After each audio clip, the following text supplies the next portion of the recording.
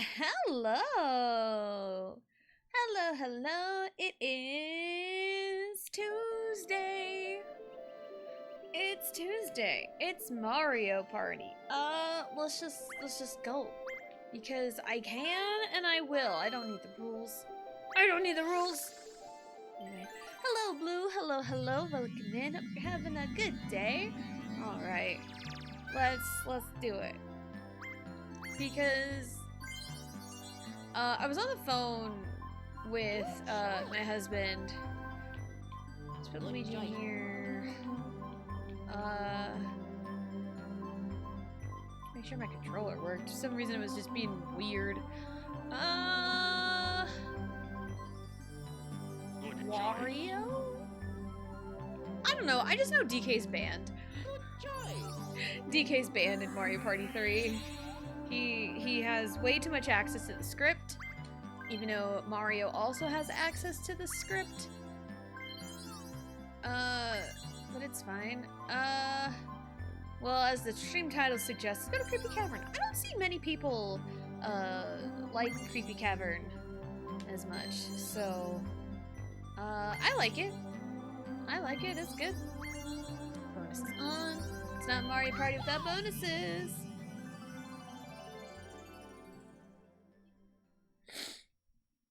Alright, so how is everyone doing today?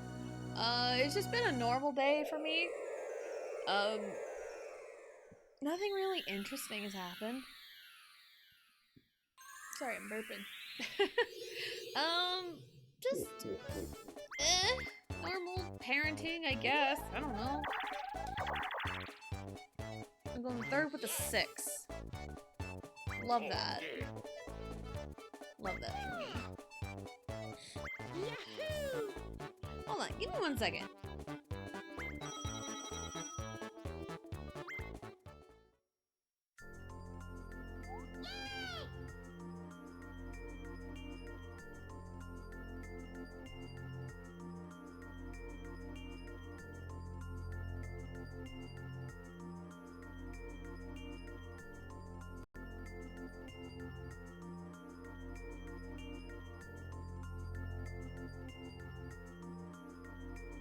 Sorry about that.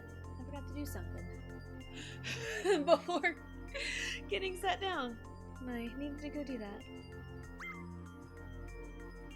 Alright, first start is right there. Alright, let's go. Let's get comfy. And let's just go. So, yeah. Nothing really interesting happens. Because it's like, my day-to-day, nothing ever happens in my day-to-day. And sometimes it's like, my day-to-day as a mom is just, could be somebody's like really interesting thing. Cause like, sometimes I feel like nothing interesting happens, but then I mention like, oh yeah, like, you know, Riley broke into the fridge and, you know, spilled syrup everywhere. You know, like, that could be like, ugh, normal parenting thing. Because, you know, children are bitches. And then, like, someone else could be like, oh my god, that sounds crazy. And they laugh at it because it's, like, so funny to them. Because, like, they could never imagine. But it's like, no, you don't understand. It's just whatever, because it's like, it's my kids do that. So it's just, you know, but that's, you know, it's one of those, kind of like one man's trash is another man's treasure type thing. Because, you know, like garage sales, like someone could find value in what someone else, you know, doesn't deem worthy in a way. But it's like, you know, one man's boring day could be another man's adventure. So you can look at it that way, I guess. Because I remember in college, I'm like, yeah, nothing ever interesting happens in my life. Aha! I thought I was gonna need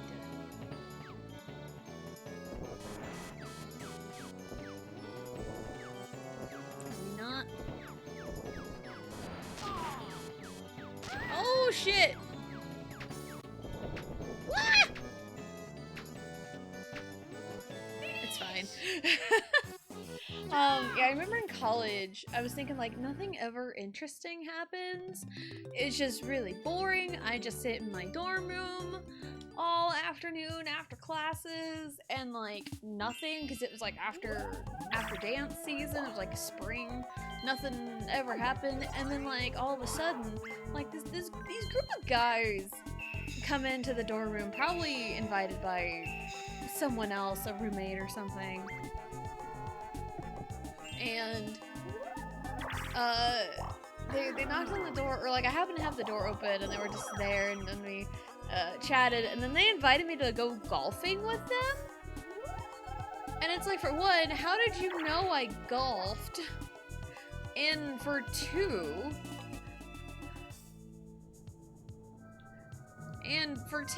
it's like I don't even have my clubs with me, so why would I didn't even have my clubs on me. They were at home with my parents.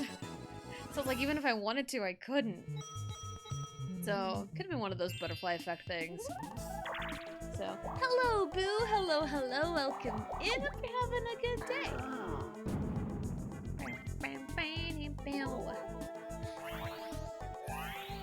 So, yeah, that's happened before.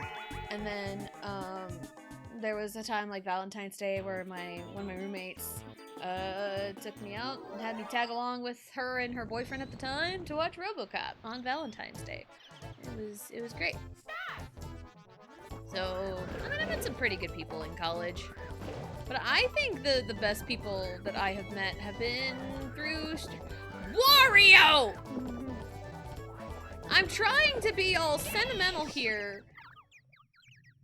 And no, you can't move like 2 inches to let me ground pound, but no, Mario had to do all the work and he had to get all the credit, of course, right? There goes Mario, swooping in, stealing all the credit. Like, bitch, I tried. Wario wouldn't let me, and Wario gets credit for doing absolutely nothing. So rude. Anyway, I was about to say, I've probably met some of like the best people through streaming. So I'm glad I decided to just do it, you know?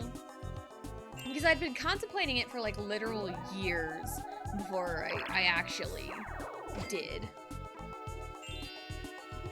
And it was like, at first, like, I don't have like all the stuff ready for it. Like, I wouldn't know what to get, what not to get. I wouldn't know. But then it's like, well, I looked up prices on things and nothing was too bad. I mean, hell, the microphone that I have is borrowed from a friend. I say borrowed, I think he just gave it to me because I've had it for years now. So, and that's why I started with art streams, because that was like what I was comfortable with. And then we moved to Ocarina of Time randomizers. Then I got my capture card, which was like $30 and still works fairly decent. So,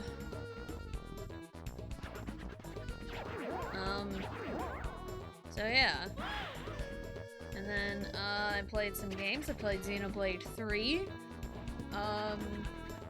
Xenoblade 3 and Mario Baseball? No! Damn it. Mario Superstar Baseball I played because I wanted to play it and I really liked it. And then I got real mad at the end of it because I did like the hardest difficulty and like everything was just like shitting on me. So I'm like, yeah, let's not do this anymore. And then at that point, Mario Parties 1 and 2 came out for Switch Online. And like the Nintendo 64 stuff came out for Switch Online. And I'm like, yo, Mario Party, that's my fucking jam. So yeah. That's what we did. And then the rest is, oh shit! The rest is history.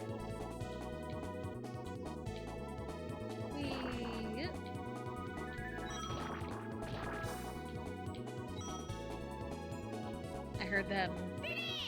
hit a bunch of signs, so we're good. Woo. Now, would it be really, really cool to stream authentically off the N64? Yeah, but like this is very convenient. Switch Online is very convenient for, and also I get to play a bunch of games that I never have played before. Like currently Banjo-Kazooie, that's in the rotation right now. Because we're at the very end of the game. We're about to go into like the final world, and then the final boss fight, which that's gonna be very interesting. Like that's gonna be a little crazy because like I remember the first time I did the final boss, which was like back in April, I think, with Banjo-Kazooie, and I raged so hard. I raged so hard, you have no idea. But maybe now that I have some semblance of an idea of what I'm doing, maybe it'll be a little bit better. I don't know.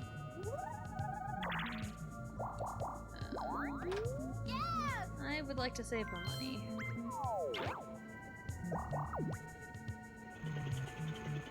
Cool. So, yeah.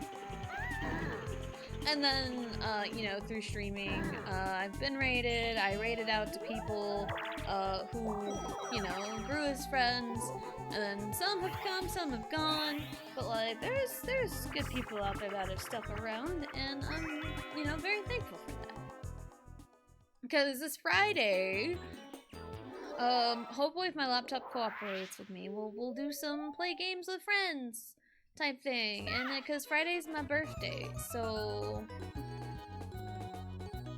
I'm excited to play games with friends for my birthday, because that's what I've always wanted to do, you know, because like in years prior I never really had the opportunity to, you know, like play games with friends. Didn't really have the friends to play with. Or they just never made time for me, and they were really crappy friends. So, yeah, it'll be really fun. Again, I was talking to my husband on the phone before streaming, and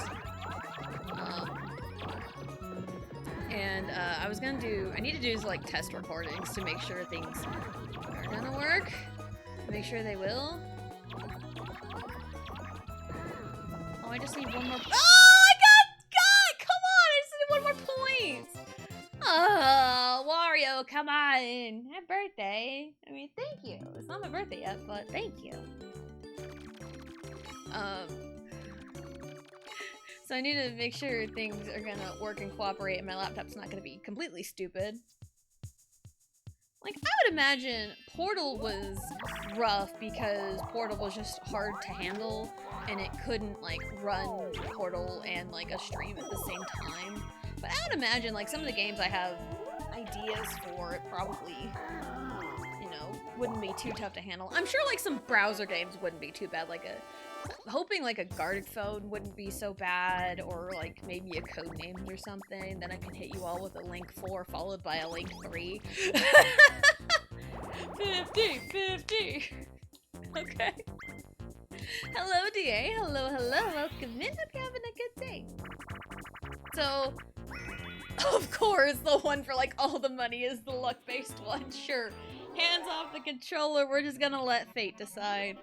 We're just gonna let fate decide, because that's all I have going for me, honestly. 5 seconds and a prayer, and it landed on the blue one. You know, that's fitting. Because, I guess blue is just, like, my favorite color is purple, but, the color blue has a lot of meaning in my life, too. For one, we have Royal Blue here, who has, in the last, like, year or so, have become one of my best friends. My husband's favorite color is blue. And, my favorite K-pop group, their color is Sapphire Pearl Blue. So, blue is a super duper important color in my life.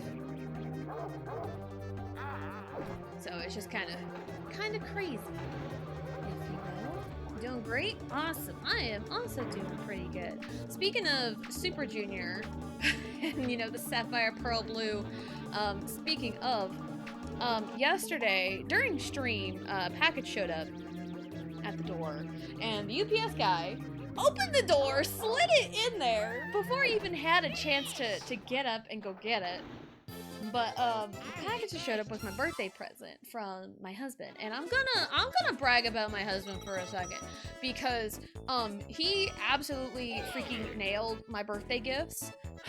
Because the first gift came a little early, and he told me, yeah, go ahead and open it early, which is like a softball purse in a way. It's like a purse, but it's like that neon yellow that a softball would be. And it's got like the seams of a softball on it, and it's really, really cool, because I came across it on TikTok. I sent it to him like, yo, this is so cute! And then he's like, yeah, it is. And then later it became my my birthday present, an early birthday present, and I got to open it early because it was the middle of softball season for Allie, so it made the most sense. How's the pasta? I'm sitting up. Pasta's good. And then my other birthday present, which showed up yesterday, and he said, go ahead and open it. I ain't gonna make you wait on it. Even though I knew exactly what it was. Oh, come on. What the fuck? I'm so bad at the timing on that for, like, no reason. And as you know, Super Junior made a comeback with their 20th anniversary album, which was released on Tuesday the 8th. And he had it, you know, he pre-ordered it, and he even told me, like, as soon as I had told him, because I usually keep him up to date on, like, comeback news that I see throughout. It's like, yeah, like, Super Junior's gonna come back, Twice had a comeback, Blackpink dropped their new song, like, everyone and their dog is dropping, you know, albums and songs and music. Joe Yuri dropped a song yesterday, I think. But yeah, anyway, I tell him a lot about, like, upcoming group comebacks. And I told him about Super Juniors, and he told me that, like, you know, in the back of his mind, he's like, alright. And I told him, like, when it was supposed to be, like, early July. He's like, well, I know what her birthday present's gonna be. So, yeah, excuse me, why am I bad at this now? So, he had that planned for a while, he pre-ordered it, and it got here yesterday. Why am I so bad at this now? I'm bad at the game now, guys. Wario is kicking my butt. He is on track to get uninvited, I say, as he is sitting in last place right now. But it's always Wario at the scene of the crime. But, no, he said he always had, the Super Junior album for my birthday present. He wasn't able to, like, get it until, like, pre-orders went up. So, because he bought it as soon as he could. He didn't get, like, the big, super duper expensive one with, like, all of the goodies in it. But I think he got, like, the next step down, which was, like, $30-something, I think. But it's good quality, and it had a whole bunch of stuff in it, and I was so excited. I was so excited about it, because it's Super Junior, they're my favorite group. And if anyone comes in here and starts slandering Super Junior, we're gonna have some words. We're gonna have some words, man. Because I know a lot of people, a lot of younger fans and newer fans love to shit on Super Junior because it's a quote-unquote cool thing to do. But, like, Super Junior set a lot of industry standards. Like, yeah, your faves have subunits. Who should you thank for that? Super Junior. Like, the group 17 looks up to Super Junior. A lot of other groups look up to Super Junior. Some people are fans of Super Junior. And, like, Super Junior started the subunits. They're the kings of the Hallyu Wave. And it's like a lot of them started emceeing radio shows, emceeing shows, being, you know, regulars on different variety shows. They showed that you can do it all. Sing, dance, rap, you know, MC, like everything. You know, like they're like the standard. So it's just so crazy to me how much they get shat on. And it's like, yeah, there's some choice things that have been said, but also like the times were different, and also like they haven't done anything like that since then, you know. But like, we love Super Junior in this household. Like, I can never pick a bias in Super Junior, like all of them. Like, if you ask me who my bias is in Super Junior, I will answer all of them. I will answer all of them unironically. Oops. So, but yeah, he got me the 20th anniversary album, and it came with, like, you open the box, and it's like a little card, like invitation. It's like, we would like to invite you for Super Junior's 20th anniversary celebration. And it was like so cool and formal, like, that's so cool. So, and like you open the box further, and there's like the actual CD. The actual CD did get knocked loose, but nothing was like broken because it did come from South Korea. So that's why it took a little bit for it to actually get here.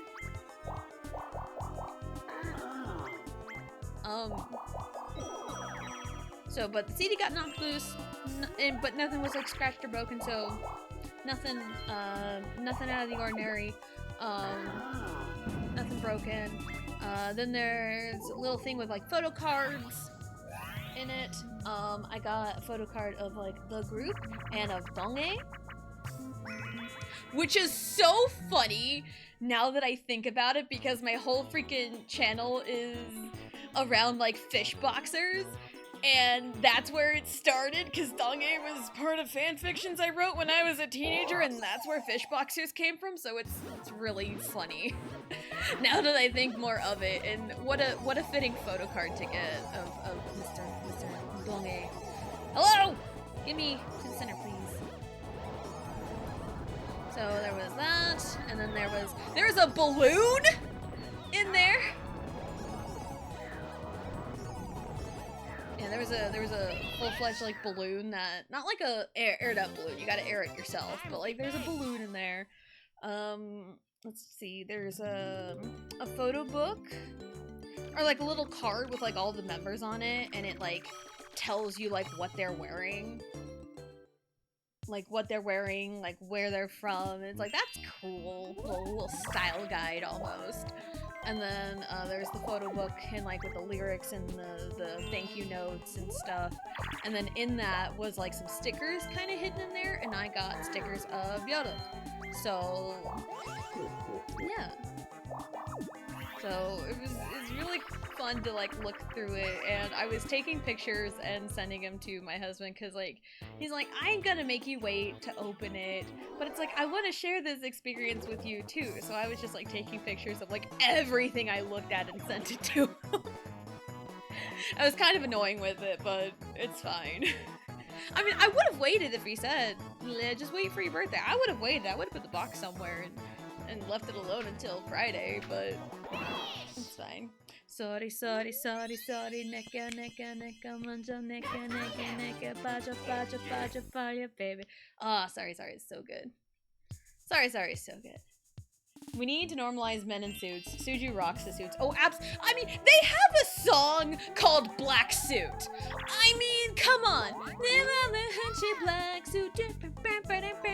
The instrumental of Black Suit was played during one of the parts for K-pop Demon Hunters. I caught that firsthand. I'm like, yo, that's so cool. I recognized the instrumental like literally right away. It was crazy. Crazy work.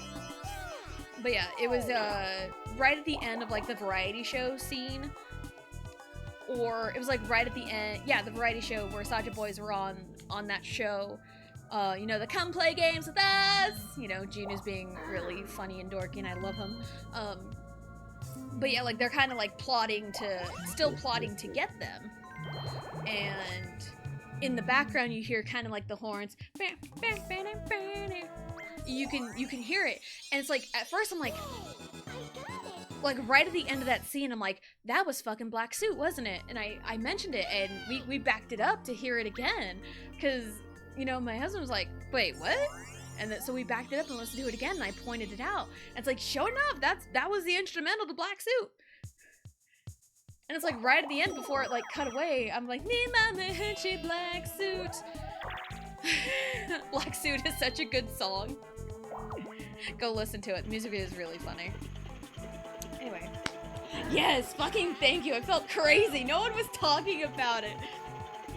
I was playing the instrumental, then it did the piano riff from the beginning of the song, and then it ended. Yeah. I know that piano riff anywhere. I felt so crazy. No one was talking. Hey, again, I am like I'm like super crazy about Super Junior, so of course I would like pinpoint anything Super Junior. So I got you. I got you. Also, go watch K-Pop Demon Hunters. It's such a good movie. It's so good, and it really does a good job of representing Korea and K-pop across several generations. Oh shit, I was paying attention. We blinked. Of course, it's always fucking Wario at the scene of the crime. Why am I so... It's fine. It's fine. It's fine. I'll just plot his murder later. It's totally fine.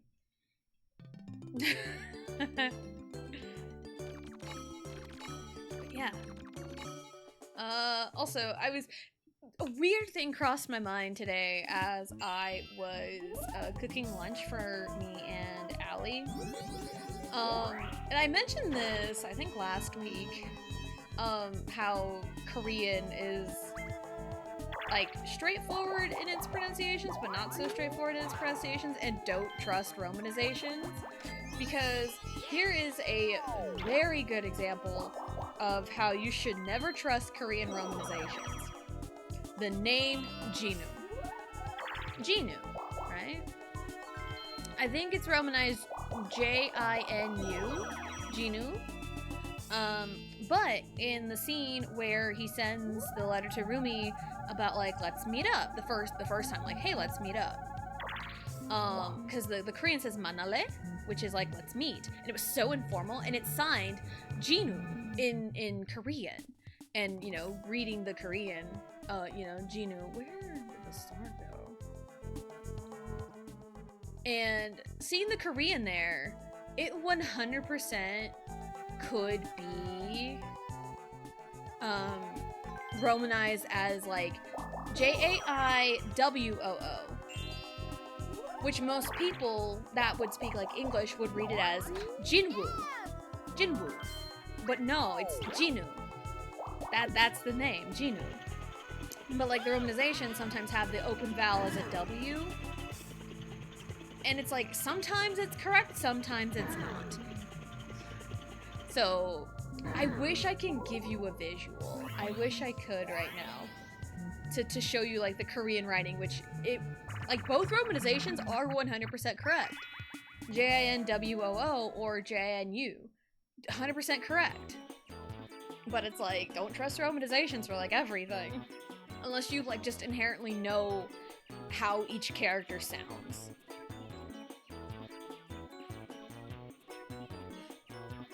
The Hangul was Jinu. Yeah, but it's like the exact same name. It's Jinu. Like, another example, take 17, for example. There's two names I can think of. Wonu and Uji. Or, you know, Wonwoo and Woozy.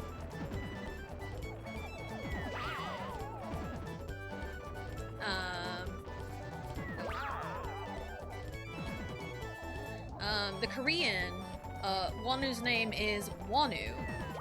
Because, like, the way the vowels are together, you have the U and the A, and put it together and you get Wa. So, that's kind of the beginning consonant in Wonu's name. So it's like Won, and then it's the U. But it's, by itself, it's U. But sometimes it's romanized with a W. So when you see the romanizations, it's like, oh, it's Wonwoo. But no, it's Wonu. Because it's Won and U, so it's Wonu. And even like Woozy, right? Because, well, the Z sounds are non-existent in Korean, so they kind of use the J So with the romanization for Woozy's name, it would be Uji, Uji, Uji. You know, so I do my best with it. So with like the romanization of Jinu's name, it's the same thing as like Wonu. So it's Won-U and then Ji. Jin. Jin. So it was just random thoughts because my For You page is so strange sometimes because like for nothing, like a solid week of like nothing but K-pop Demon Hunters in my For You page.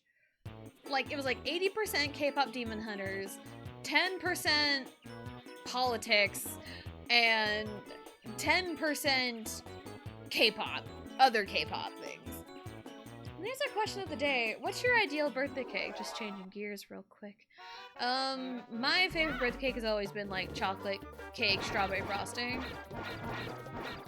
So I don't have any, I don't even know what I want to do for my birthday cake. I don't know. I do want a birthday cake, kind of. But I also know what happened last time when we kept leftover cake in the fridge, because Riley got to it and ate it.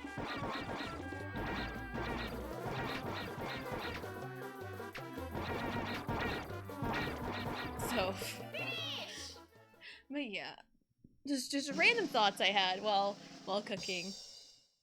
Not quite shower thoughts, more like cooking thoughts, but yeah, that was the thought that I had in my mind.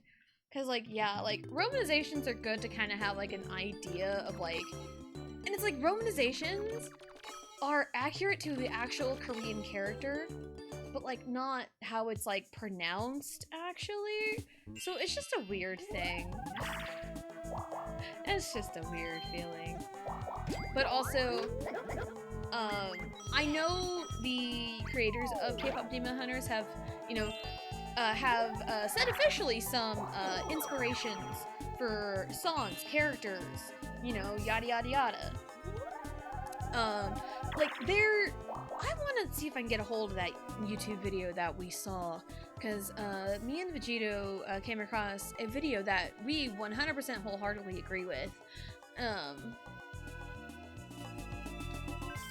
And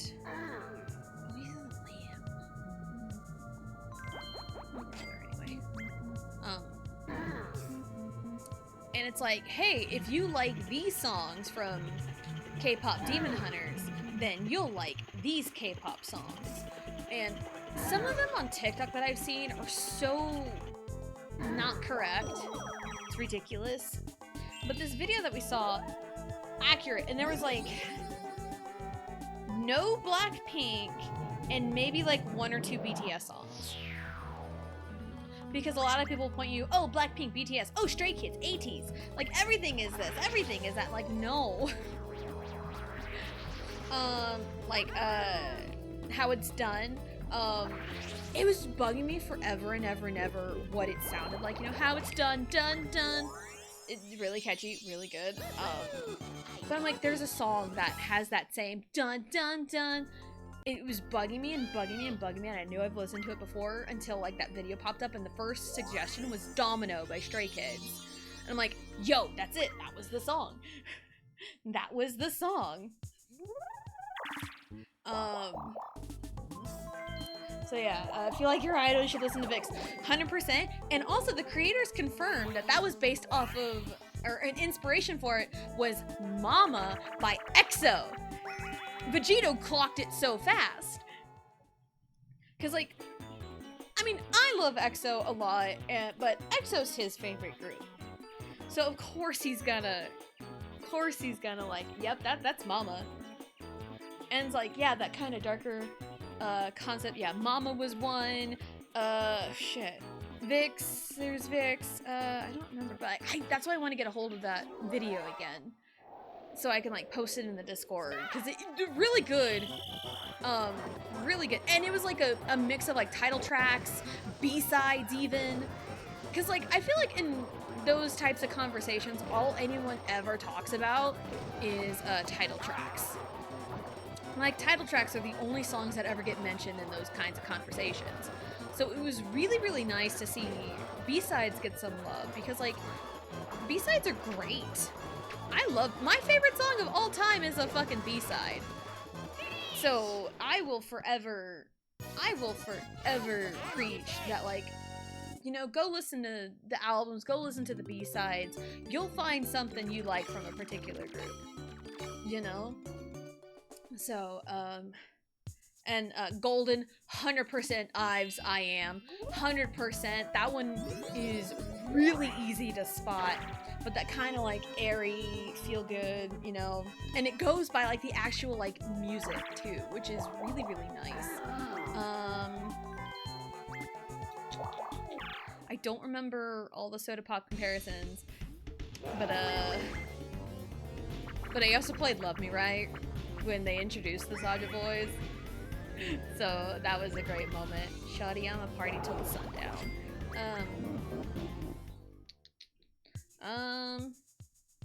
I wish I remembered all of Takedown. I didn't like Takedown as much as other people did.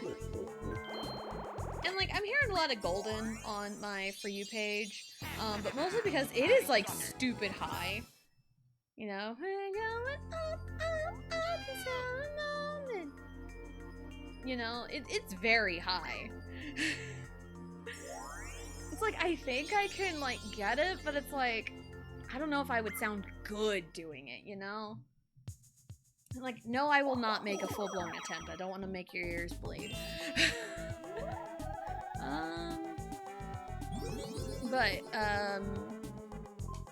Let's see, this is what it sounds like.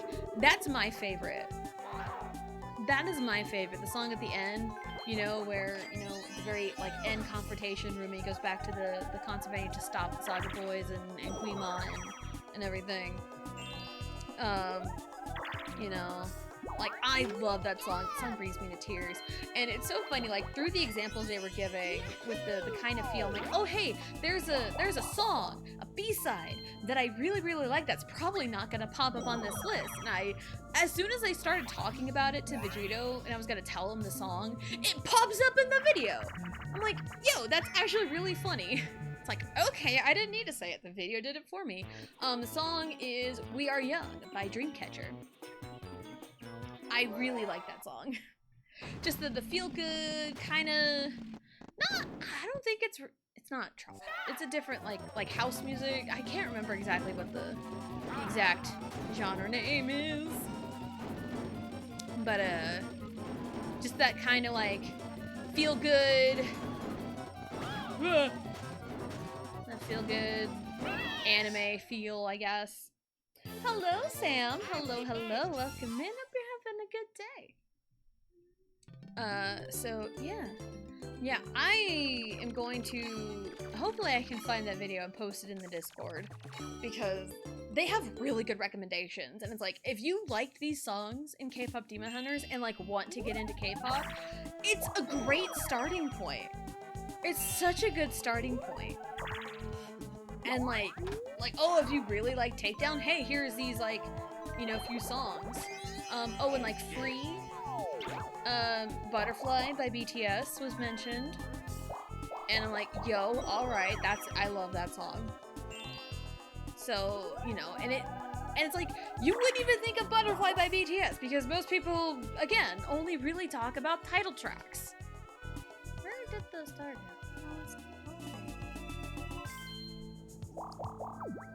So, it was a really well put together video, and it really goes into like the style of music each song falls into. So that's why I loved and appreciated that video. So, because like, again, a lot of people are like, oh, if you like K-pop, just, it's like, oh, what kind of music do you like? And it's like, they say something that's totally, you know, like, oh, I like ballads, I like R&B, I like, you know, vocal heavy tracks, and then they immediately recommend Stray Kids and ATs. And it's like, no. That's not what they're looking for. If someone likes R&B vocal heavy, I'd point them to EXO. If they like kind of darker concepts, good theatrics, you know, I'd point them to VIX. You know, because like, if someone were to ask me, like, hey, I've heard K-pop is cool, what should I listen to? And my immediate response would be, what kind of music do you like? So that way I can point you into the right direction. And like, I have a little bit of knowledge, even with groups I don't really listen to all that much, but I kind of know the vibe. And like, I would point you to that direction, you know? And like, I can help you get started, like old, new, you know? Take a short nap? Ooh, absolutely. A nap sounds good, though. But I hope you are doing well. Whoop.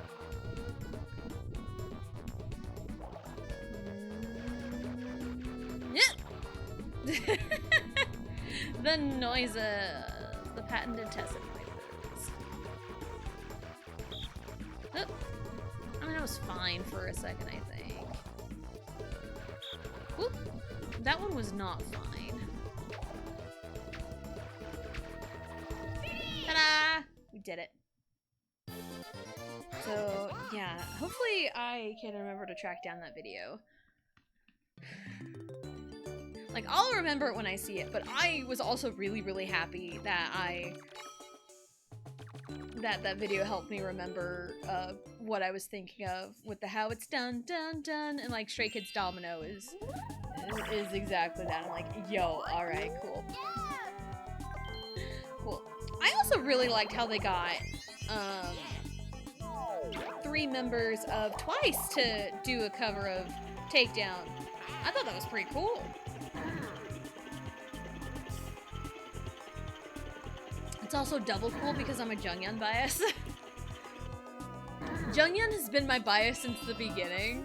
I love her so much. She is such an underrated vocalist. She is so underutilized in Twice. It's so stupid. It's so stupid. Because, like, Twice's music is designed, like, against her voice type. It's ridiculous. Well, that was a little rude. Wario. What do you want? You want a skeleton key. I cannot provide that for you. I'm sorry. Thank you, Del Toro. It's not my birthday yet. But hello, Del Toro. Hello, hello. Welcome in. Hope you're having a good day. We're just talking about K-pop Demon Hunters. Have you seen it? Have you seen it? If not, I will find where you live, hold you at gunpoint, until you watch it. Alright, I'm gonna lock in. Like I always do for this game.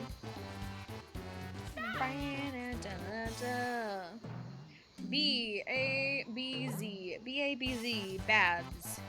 B-A-B-Z. B-A-B-Z-A. B-A-B-Z-A. B-A-B-Z-A.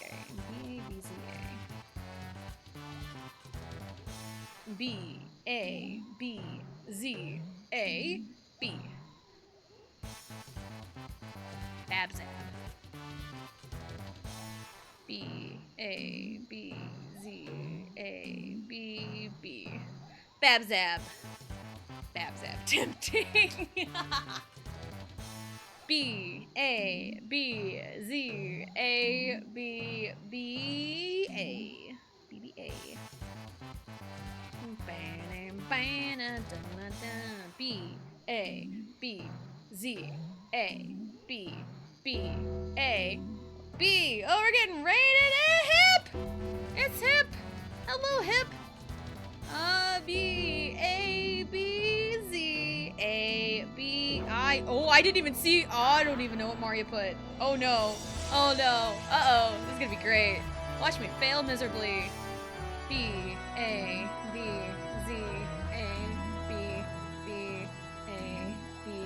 I guessed! That was a complete guess! Oh my god! Hello, hip! Hello, hello. Welcome in. And hello, Raiders.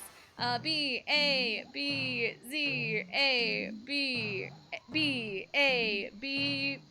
Okay. Welcome in. My name's Tessa Jane. I am a variety streamer, and today is Mario Party 3! Woo! B-A-B-Z-A-B-B-A-B-B-Z. B-B-A-B-B-Z. Okay. B A B Z A B B A B B Z Z.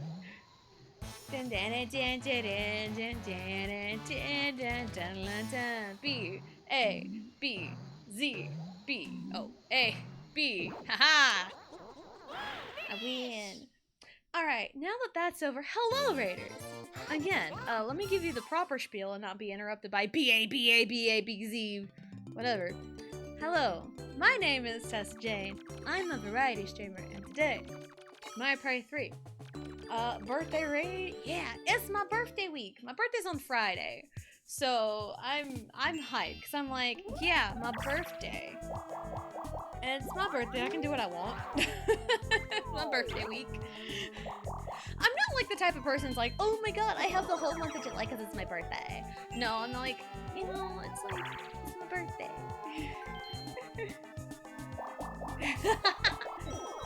What's the raid message? Did we not have a raid message? I love that. It's great. Woo!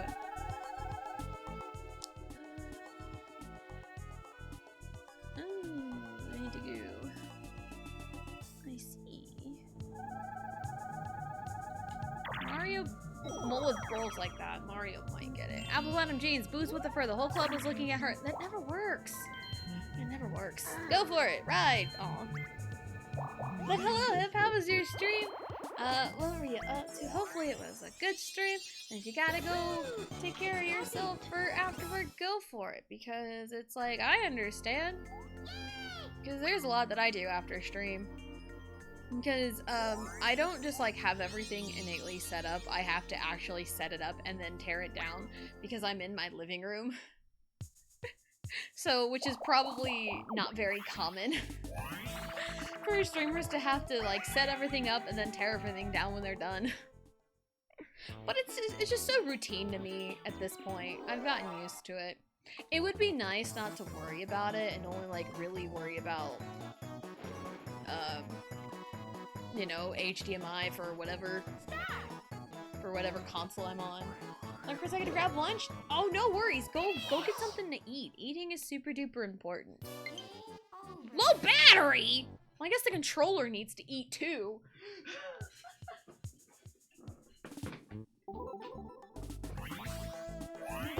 Coming too, because it yelled at me low battery yesterday morning before streaming Xenoblade, and I unplugged. I'm like, yeah, that battery's good enough. I knew it was gonna yell at me.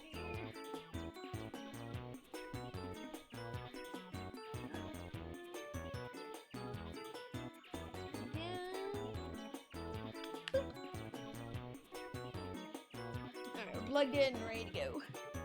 I used to have to set up all my stuff on my family computer when I first started. Crazy. Yeah, I've got a laptop that barely handles Portal 2 and streaming at the same time.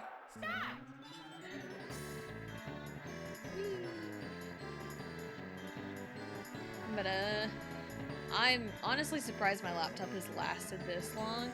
Like, it's a decent laptop. It does what it needs to do.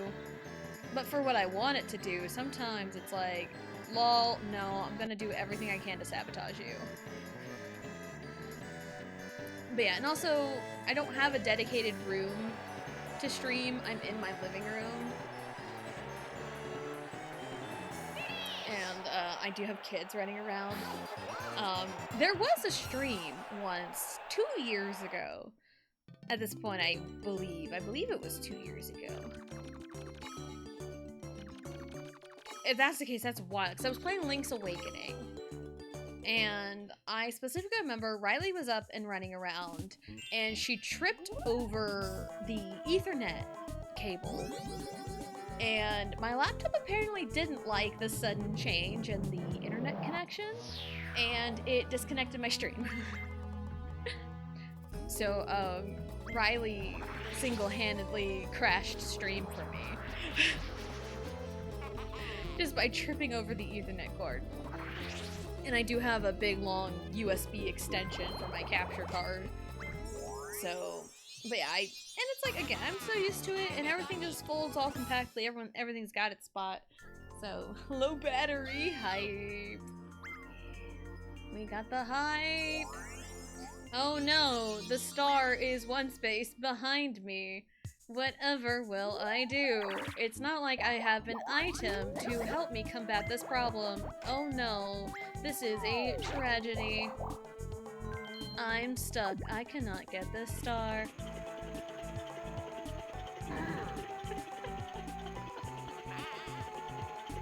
Anyway.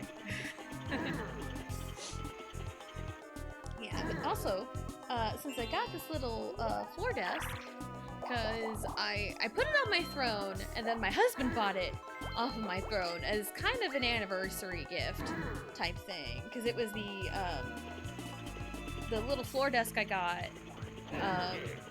he bought for me, and he said it was to throw me off the trail for the actual anniversary gift, which was a working N64 so I can play Diddy Kong Racing. Hello, JT! Hello, hello! Welcome in. Hope you're having a good day. Birthday raid. Aw, the birthday. Not quite my birthday yet. We still have 3 days. It's my birthday. Is this Friday? I'm excited. I'm excited. Give me the star, please.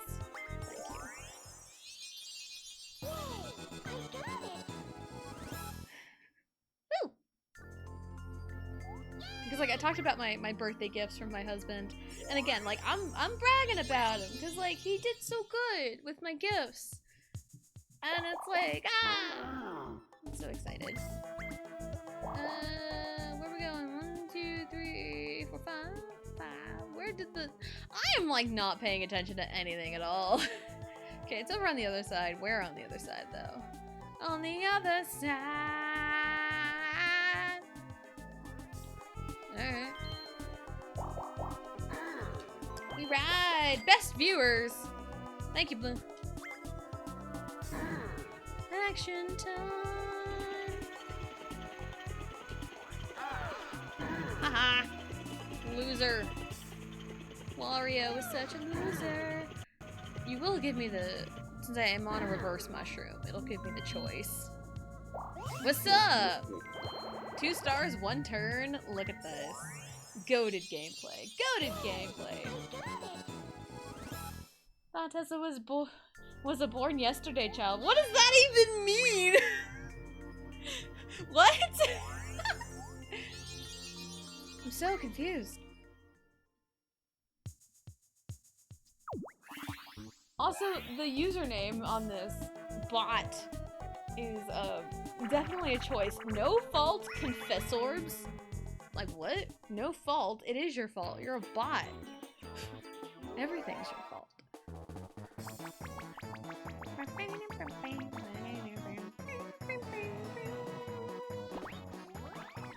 And speaking of like bots and AI and stuff, man,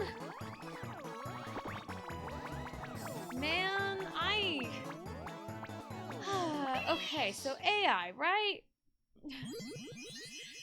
AI is one of those things where, if used properly, it can be a great tool to help you. But the thing is, it's not being used properly at all. People are using it to do work for other people. Like, AI artists? No. Absolutely the fuck not. You can clock AI art. You can clock it. I see it all the time on Facebook. I do see ads going on, so I'm just gonna chill right here because I also need to focus. Because locked out is like my kryptonite sometimes. I say I'm stretching, but there's no button mashing involved. I'm just focused.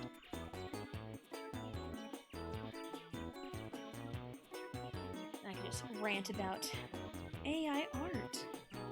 And just like AI in general, like Chat GPT. Like Chat GPT, like if used non-seriously, can be really, really fun. You know? And in some cases, it's a cool tool. But like, it's when people start using it to write their school papers that's when it gets out of control. It's like, no, you're not learning anything. You're just asking a AI to do it for you. That's not your work. That's someone else's work. And then AI use has gotten so bad that teachers are flagging papers for AI when it's not written by AI because, oh, it uses an M dash? That's automatically AI. It's like, no, I love M dashes. I use them literally all of the time. Like, I can probably find, in my current fanfiction I'm working on, I can probably find a spot where I use one.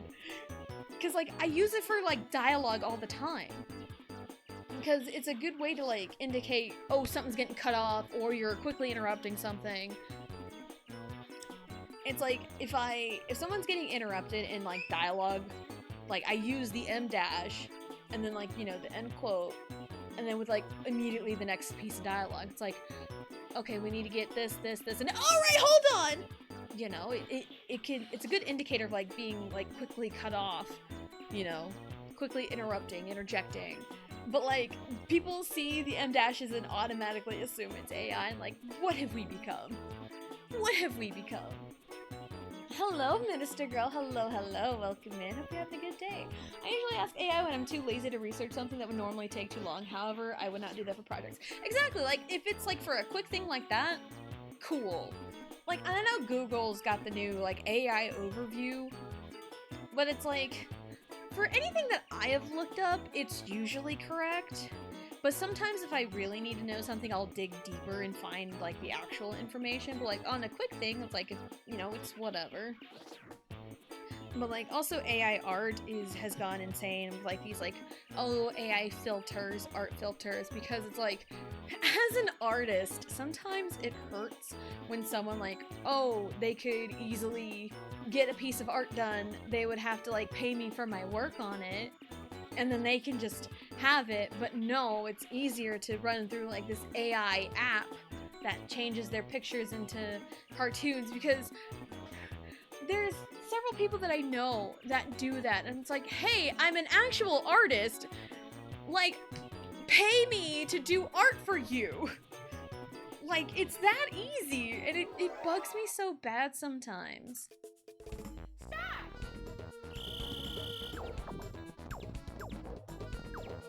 Mario. Please. So. I even had a family member that, called me over to show them, hey, there's this, like, cool, like, AI thing. Oh god. No! I botched that. It's always worried. He's at the scene of the crime. Yeah, like, she called me over. And it's like, I want you to, like, look at this, and it's so cool. It's a picture of my daughter and, you know, an old dog we had, and it changes, like, makes it a drawing, and it's like, I wanted to so bad to, like, be a little bit bitchy about it, and it's like, I can draw that, you know. It's like, hey, I'm an artist. You're really showing an artist AI stuff? And bragging how cool it is? It's like, dude, really?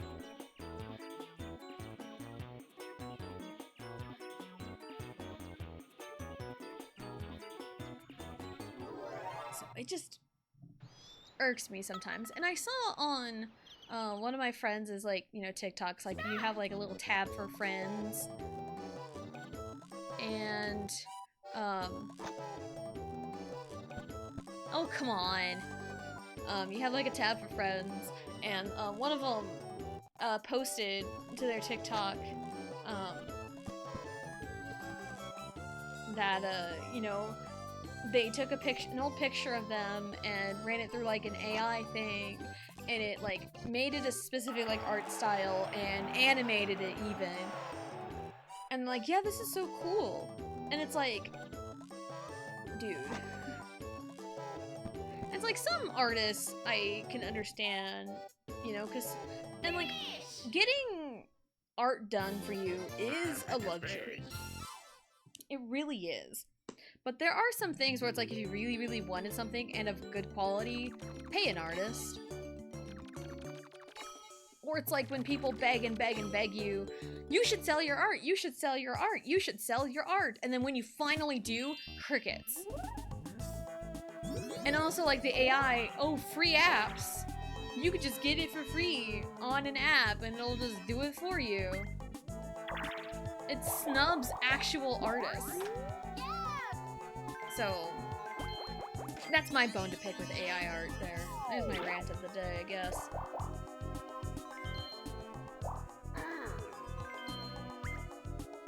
That's my rant for the day.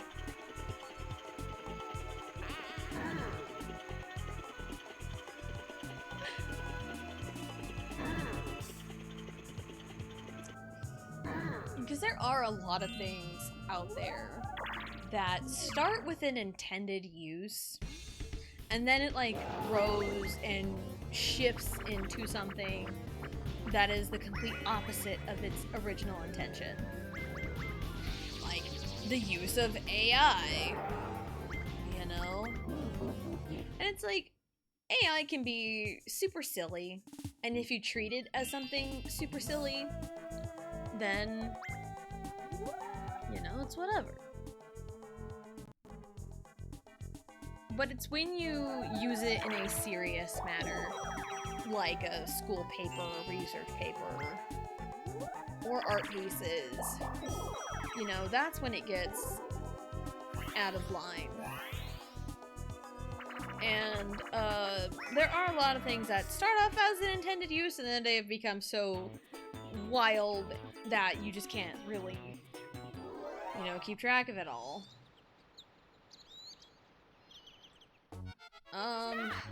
One thing, I mentioned it one time a while back, kind of in the same conversation, kind of, is, vaping? Because I know that's a big thing with, like, younger adults and kids and teenagers. You are not throwing them very well, Mario. What are we doing? I hate catching. Like, what is this? Like, yeah, I missed one, but I don't think it would have made a difference. Cause, like, I know a little bit about vaping because I have some friends that vape. My mother-in-law has attempted it several times. Cause at this point, I don't think you can get her to quit smoking even to save her life. But that's probably how my mom was, but she had to quit smoking cold turkey because of her heart, but that's a whole different thing. But yeah, like, vaping now, it's like, oh my god, vaping's so gross, it's so bad. But it's like, the intended use of vaping was to help people quit smoking. And now people are treating vaping as if it's like way worse than smoking.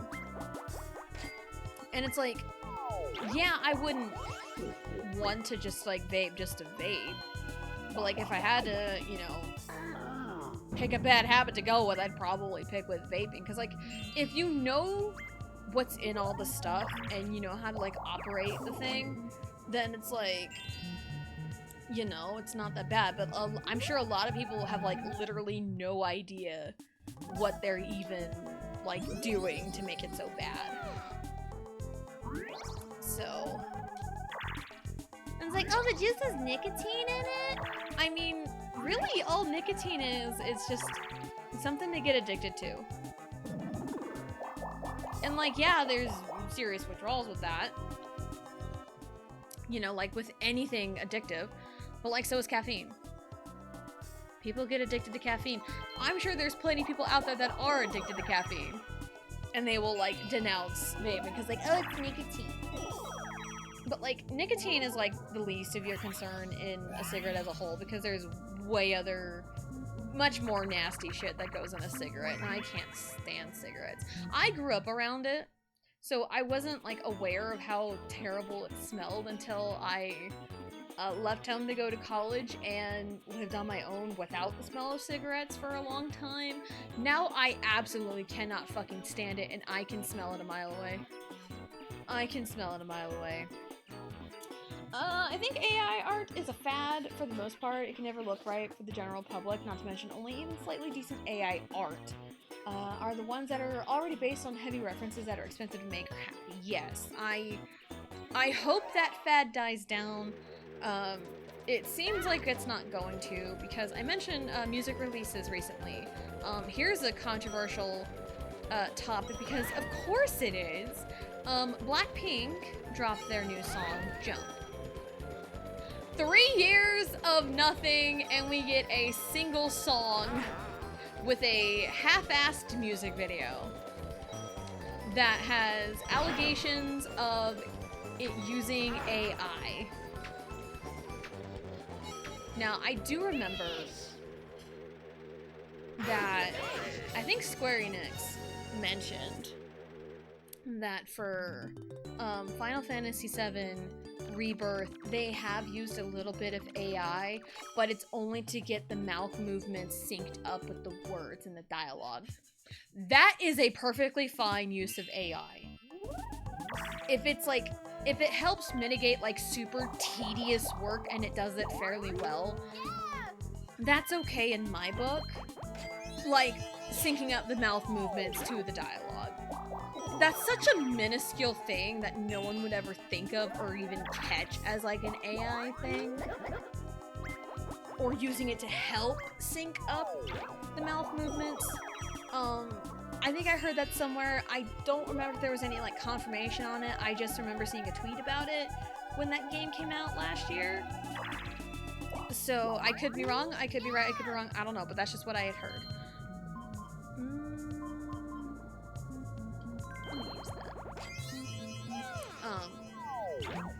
So with Blackpink's new music video and how I think it's just, you know, half-baked, or half-assed rather, I have not heard the song as a whole. The song itself is decent.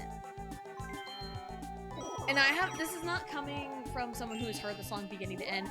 The bits and pieces I have heard throughout the song, or heard of the song, sound pretty decent. I can probably vibe to it if I just sat and listened to it. I can probably vibe to it. But the music video, I understand the plot and what they were going for in the music video completely. I understand it completely. It does look wild. It does look weird. I think it was meant to be a little bit weird. But the problem is the way they executed the vision, and it does look like there are some uses of AI in that music video for like some of the CGI and the backgrounds for the green screen. It looks very wild, unpolished, and there's even a shot where they're flying in the air. The 4 members of Blackpink are flying in the air, and you can see that Rosé doesn't even look like Rosé. That's the problem. Like, the members are unrecognizable in a way, and it just looks so off-putting. And not in the good way. Like, there's uncanny in like a weird, I can vibe with this sort of way, but then there's also the uncanny, it's like, what the fuck were they thinking? Stupid fish. So that's kind of my take on the whole Blackpink thing. And I've seen so many people, Blinks are so toxic. I know there's some good ones out there.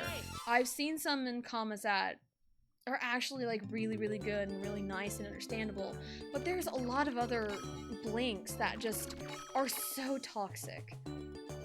Like, you can, like, even for what I said, just this statement of half-assed music video, they would come at me with a plethora of comments like, oh my god, you just don't understand art. It's like, oh my god, you just don't get it, you hater. It's like, yeah, I don't like Blackpink, sure, I guess you can say I'm a hater. Never really cared for them. A couple of their songs I kinda dig, but that's really it. And they're just so mean about it. Like, someone says like, oh, I can see some AI usage here, and then they immediately go, oh, that's CGI, you idiot. You don't know what you're talking about. And they could be talking to like a world-renowned video editor. You know, they're just so quick on the defensive defending them, and it's like, bro, you're just making yourself look stupid. It's like, you are the problem. You are making yourself look stupid.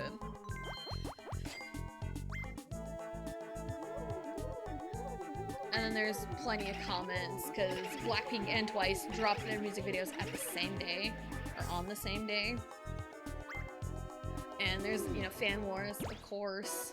And Blinks are in Twice's videos saying nasty shit, and then like even like Go Stand Blackpink on Twice's videos. It's like all that's doing is giving Twice engagement and not Blackpink. That's all you're doing. Like, you're making yourself look very silly.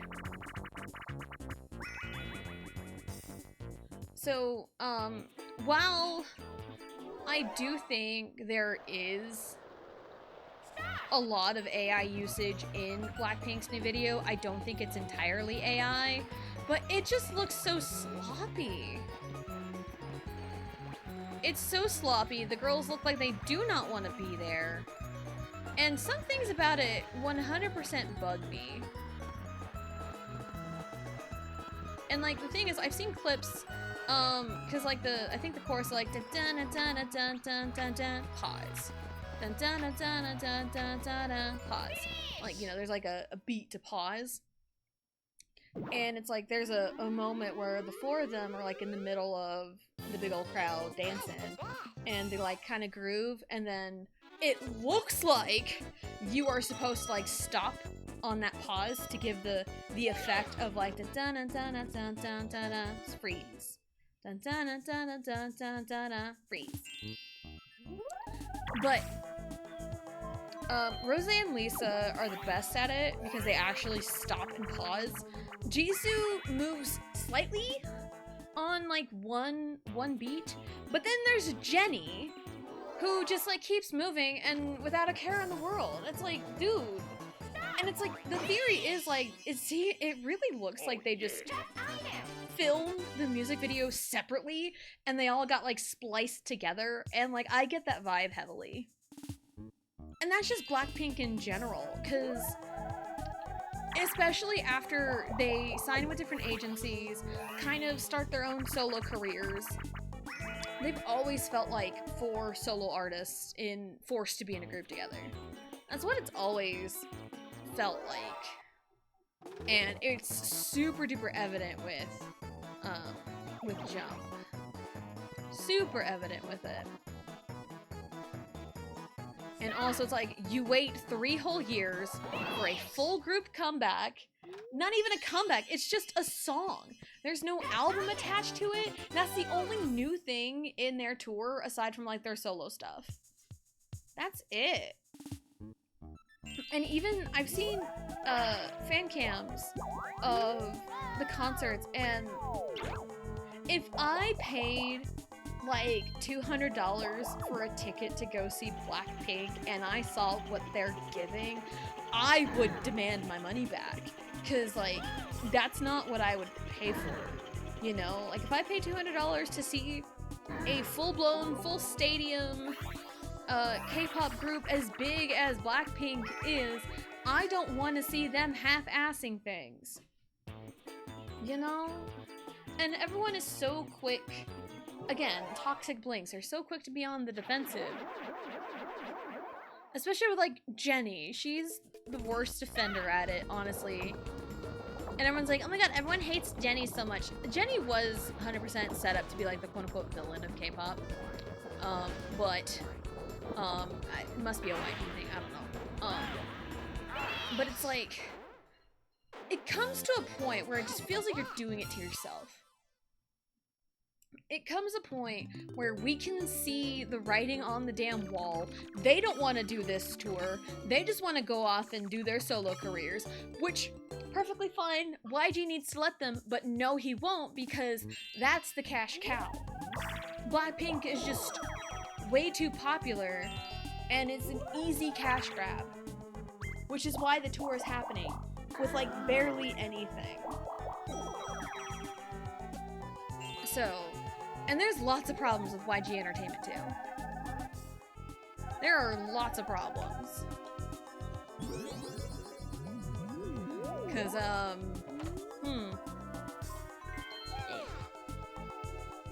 I know with one of their newer groups, Baby Monster, I've talked about Ahyun dancing a few times, because that's been a hot topic. And also her singing. Her singing is not... She's got the potential, but the coaching is not there at all, and she's literally screaming her high notes, and it sounds awful. But also the dancing. With their latest comeback, Hot Sauce, again, haven't heard the song beginning to end, but the bits I've heard, it sounds very catchy, and I actually kind of like it. I dig it. Because it's so catchy. Ha! Sauce! Ha! Sauce! It's catchy, and I like the instrumental, and like, that's what I want! You know, like, that's what's missing. It sounds fun, and like, the fun is missing in K-pop nowadays. So it's like, alright, that's a step in the right direction. But then, got a closer look at, you know, the dances, and Ahyun specifically.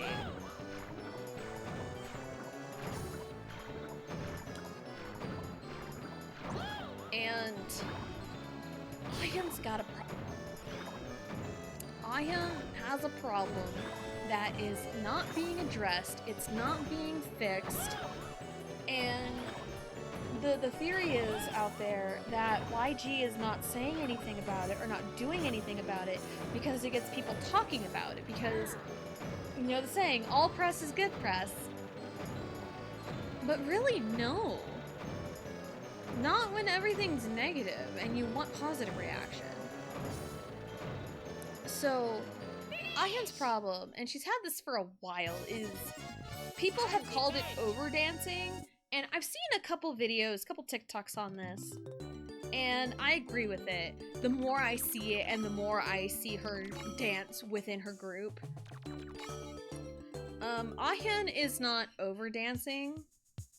She's not doing the correct steps and putting way too much energy into the wrong moves and not matching with the group.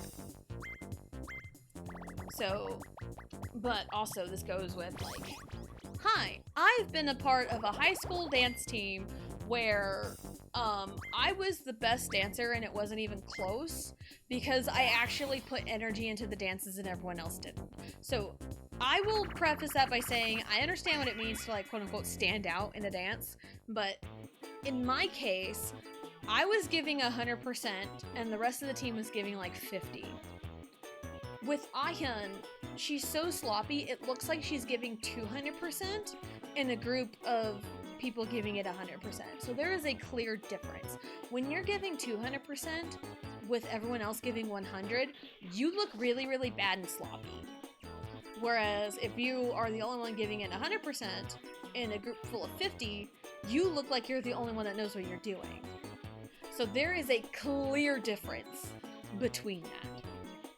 So, because I just don't want to sound like a hypocrite when it comes to, like, it's so bad to stand out, you gotta blend in, even though I've been told that many, many times, but my natural talent, and I was not gonna match the group's energy. It wasn't until, like, senior year, like junior or senior year, where the dance coach actually told the rest of the team, you gotta add energy to it. Because, like, yeah, I was told to tone it down, but she also told the rest of the girls to, you know, bring up the energy. So I was a little bit better, but I was never gonna do it, because why would I? But again, if I was in a group of people that had the same 100% energy into the dance as I did, then it would have looked really fine. It would have looked good. But anyway... yeah, Ahyun's big problem is she is emphasizing the wrong moves, putting too much energy into them, and it looks very sloppy. Hot Sauce is pretty evident. It's pretty evident because there's one thing of putting energy into it, and then it's another thing of messing up the moves so bad. Because, like, in the hot sauce, there's a move where they kind of pump their fists into the air like twice. Hot, like 1, 2. And then they kind of had their left hand or the other hand like kind of like calling by their face, like they're calling out, shouting, like hot sauce. And it's like a hot, and then they kind of step out to whatever direction and they kind of make the motion of eating. But it's like hot, and they kind of like lift one leg into the air, but they're not jumping. You gotta like kind of be bouncy but not jumpy. Ahyun is jumpy with it. She is extremely jumpy with it. And she's so jumpy with it, she comes in late to some of the other moves. And it's just, it looks so bad. It looks so bad in comparison. So, but like, it's not being addressed. The problem isn't being addressed at all, and that's the big problem. Toad Koopaboo, Toad Koopaboo, Toad Koopaboo. It always happens! It always happens! I hit the wrong fucking one. Anyway. The train made me lose my train of thought. No, not really. It just... I couldn't hear myself think for a second. But anyway, yeah, Ahyun's problem... It's something that 100% should be addressed while learning the choreography. So, the thing that she's continuing to do it, and it's not the only song that this problem has occurred with. It's not the only one. It's happened with, Sheesh a little bit. It's happened with other songs that they have had.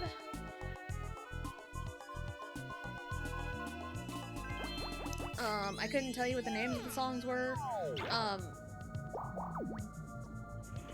But it's happened other times before. I know Drip has had problems of underdancing, and then there was one performance where they gave her a very short skirt, and like sometimes I can understand it, but sometimes you just gotta go with it. And even give your energy in other places to compensate for it, and she didn't do that.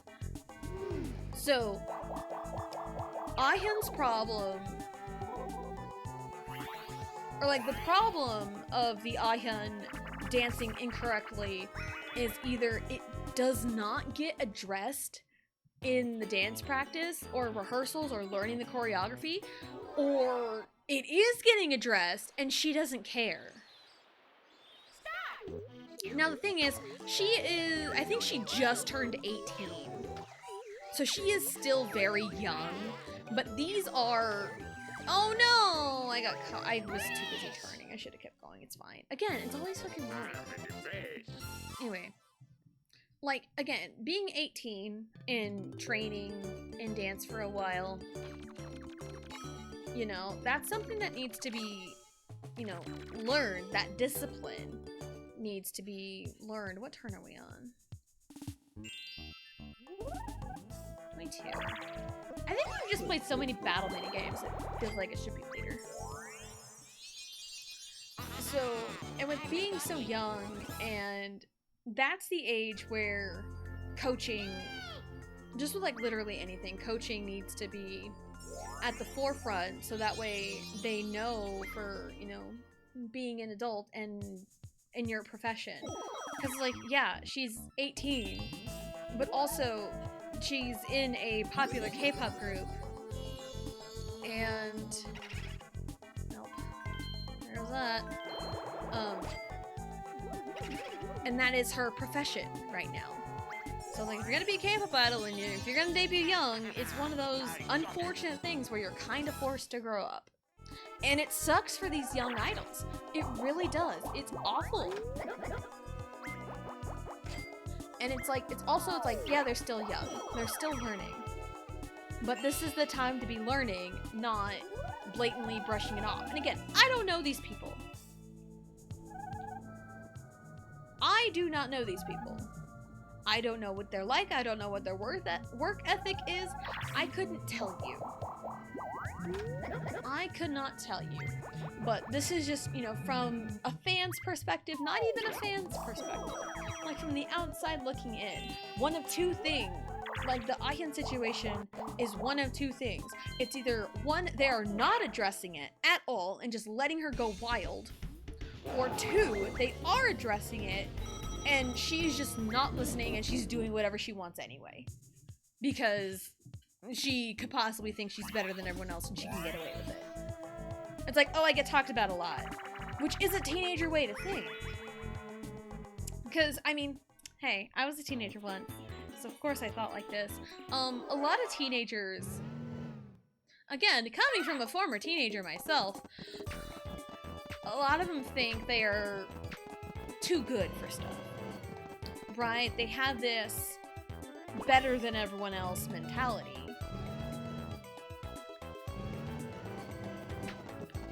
And when you like actually grow up and get into the real world, you realize, oh, the real world actually sucks.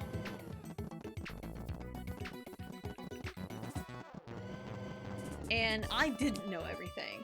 Because again, classic teenagers think they know everything. And again, I was there once. I was a teenager that thought I knew everything. Turns out I didn't. I didn't. So, yeah, I mean, again, and also if you're a teenager and you become famous, I'm sure all that can get into your head without, like, proper guidance. Look at New Jeans. Look at New Jeans. So, yeah, my take, both of those could happen, but what it comes off to me personally as, again, I don't know these people, this is just 100% speculation, and I understand Ayan is 18 years old, but it looks like she thinks she's better than everyone else. It looks like she's trying to stand out, to get eyes on her, to get people talking about her by not doing the moves correctly, and she's not even trying to match the rest. She ain't even trying. It's bad. So, yeah. So, that's my take on it.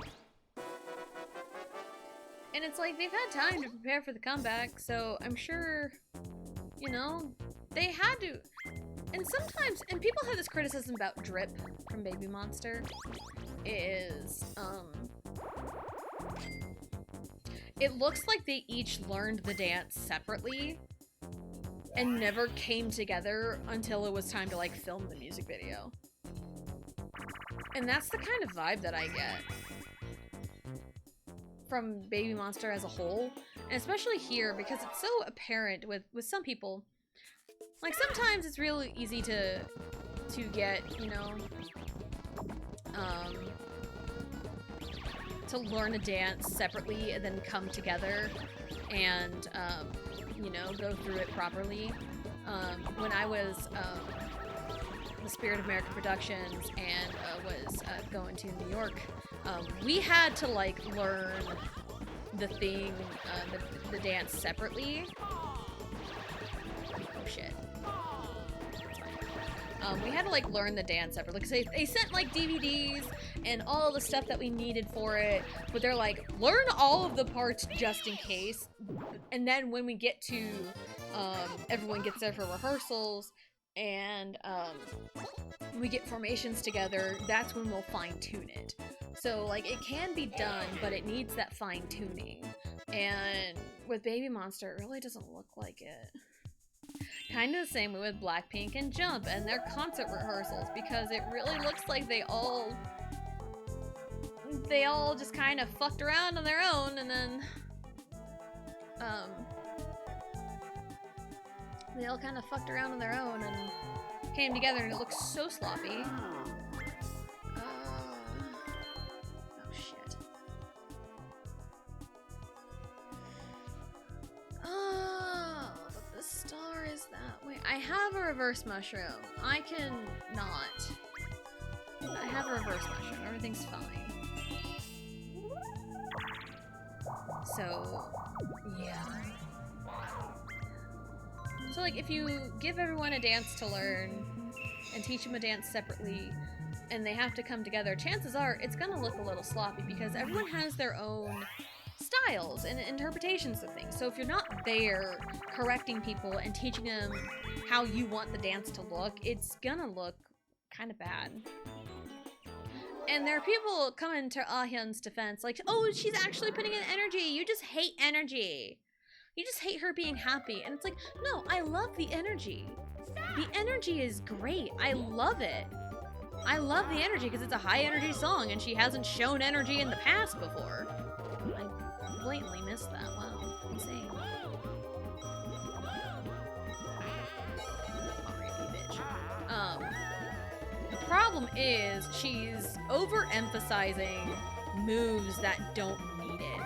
She's way too jumpy. Like, you can, like, freeze frame it, and you can see her feet off of the ground when the others have their feet planted. And you can see her clearly behind on some of the steps because she was too busy overemphasizing certain moves, and she's behind on the counts. So, there you go. And what's my credentials? I am not a professional dancer, but I have a lot of knowledge in dance, and I did dance in high school and college. So, there you go. There you go. What turn are we on? Okay. So, there we go.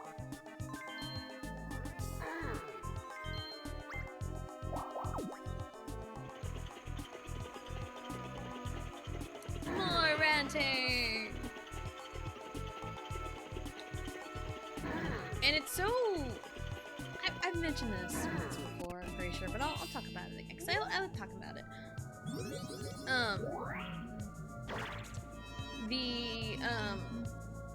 Whenever it comes to watching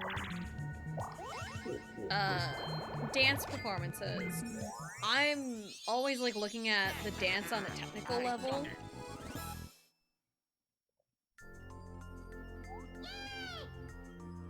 Sorry, I need a drink. I'm always looking at the dance on a technical level, and my husband just vibes to it. Whereas anytime it's like singing and vocals, I'm always vibing, and he, you know, looks at it on a technical level because he's more versed in singing than dancing, and I am, you know, the opposite, vice versa. It's like, I can differentiate a good singer from a bad singer, but like, I don't know like all the ins and outs of like vocal training or like even just being a vocalist, so, but I'm more well versed in like dance, so it's actually kind of fun to be around someone who gives you a different insight on things. So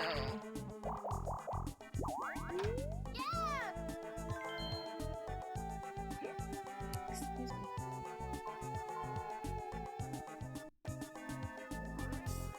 Okay. I have a plan, I have an idea. Hopefully it comes through. I don't know, we'll see. We'll see. So, yeah. Because, like, again, like, if everyone else, like, thought the same and had the same exact opinion, everything would be boring. So it's nice to surround yourself with people that have, like, a different perspective on things. Like, it's nice to find people who are in agreement with you on things. But sometimes but along that line, it is interesting to see how they come to that conclusion as well. Because, like, what the fuck? I had that! Wario. I am destined to... But, give me that. No!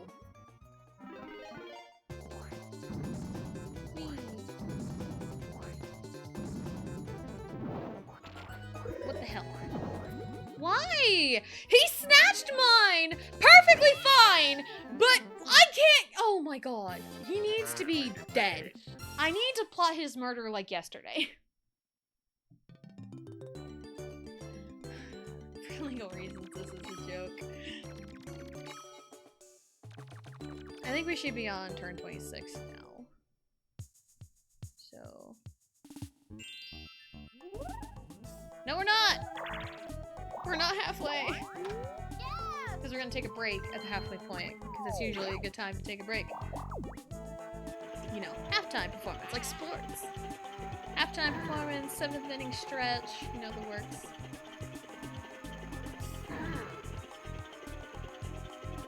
So, yeah. I mean, like, I've got, you know, lots of people that I talk to, and it's like, we can come to the same conclusion on things, but it's like, you know, how we get to that conclusion is really interesting. So it's like, we may have, like, the same answer, but, like, how we get there is, you know, different. And it's like, you know, it's like math.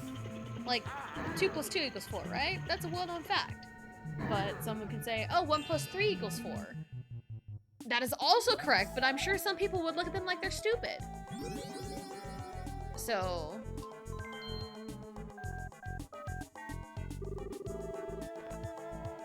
what do you got for me?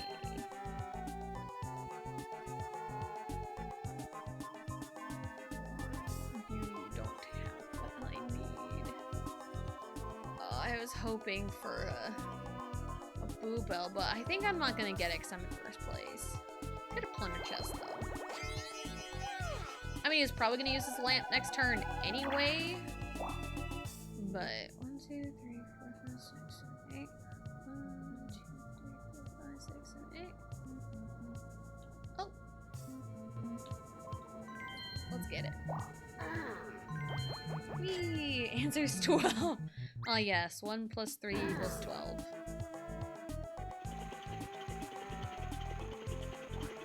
I thought I messed up, but it's fine, we did it.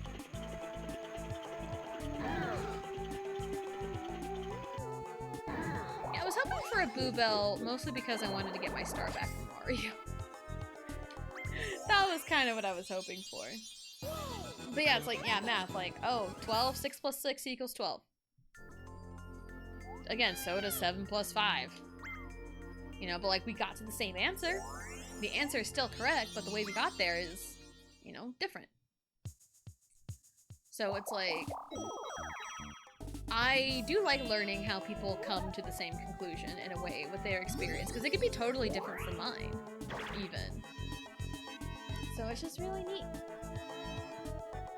Like, me and my husband, we understand, you know, some of the feelings that we feel in terms of, like, kind of feeling like an outcast in ways. But we went through, like, totally different things. Like, he was bullied and was picked on a lot when he was younger. But I was, like, completely ignored. I was treated like I didn't exist. But, like, we understood the feelings of being an outcast and feeling lonely, even though we had different experiences. So, just picked a random number. 12! Okay, I practiced this.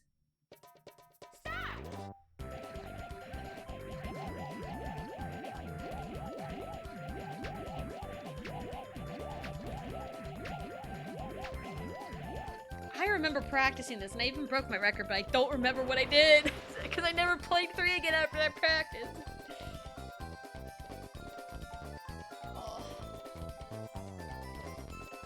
Because there was a rhythm to it. I mean, it's better than I have done before on previous attempts, but it's fine.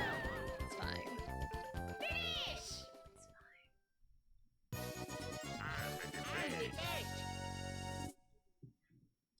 So, yeah. Alright. I'm gonna try and pause it as best I can. Because this should now be... I didn't even see what to roll, but it's fine. We're gonna find out after the break. So we are going to take our break. We're going to get up, stretch, go to the bathroom, grab a snack, do whatever it is you need to do, and we'll be right back.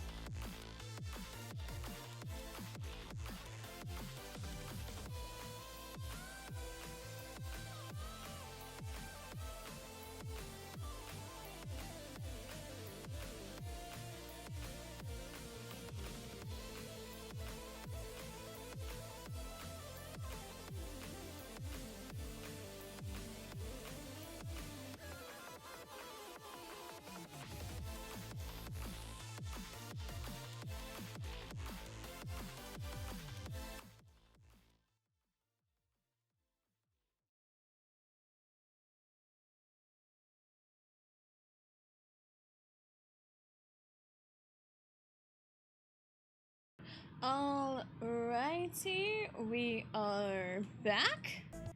Hey, we got the baseball. Where's the controller? Over here. Alright, cool. Let's go. Ah, he rolled a 1 and got another skeleton key. Great suspenseful moment for that. And to no one's surprise, Wario is using the knife.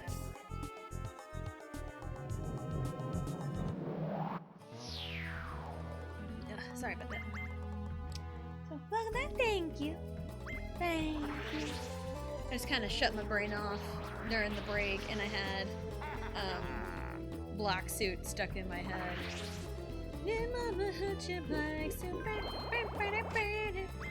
No audio because you're on the phone. Okay, I hear you.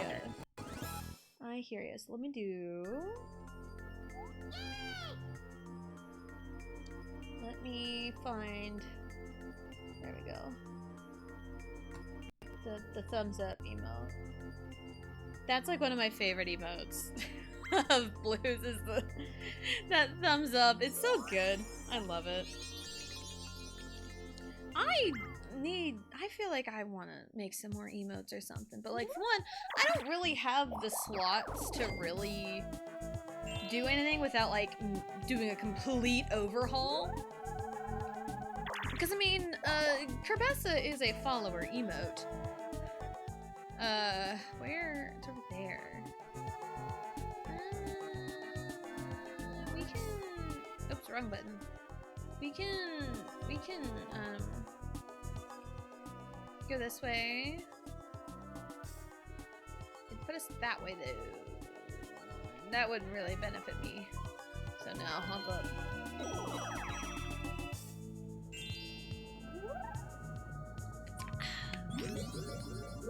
Yeah, really, the yes and no emotes would 100% stay if I were to do like a complete overhaul on the emotes. Evil Peach would probably stay. I'm too attached to that one because of the story behind it. And of course, fish boxes would stay. Fish boxes would 100% stay. I built my brand on that. I say as there's really no other indication of it on screen. I also do want to kind of overhaul on some things, but like it's like I have the want to do it, but like I wouldn't know what I would want to do. I feel like I would need to like take some time and to just like fiddle with things until I see something I like, which is usually how art goes, because I am so picky with a lot of things. And even in art too, where like, cause I did a piece, I drew Mandus, and Mandus is a character from Blue and Gihan's webtoon. There is the affirmation webtoon. Mandus is my guy. He's my goat, even though he's a fox technically. He's a fox Zoa. But I love Mandus. Love his look. Personality is great. I love him. And there was one evening where it's like, I want to draw something, but I don't know what to draw. And I went to Blue. I messaged her like, hey, I want to draw something, but I don't know what to draw. And she's like, draw Mandus or something. Or like, draw a code of fan art. Draw Mandus. He's the guy. I'm like, you know what? Yeah. We're gonna draw him. And so I did. I drew Mandus. And it was really fun.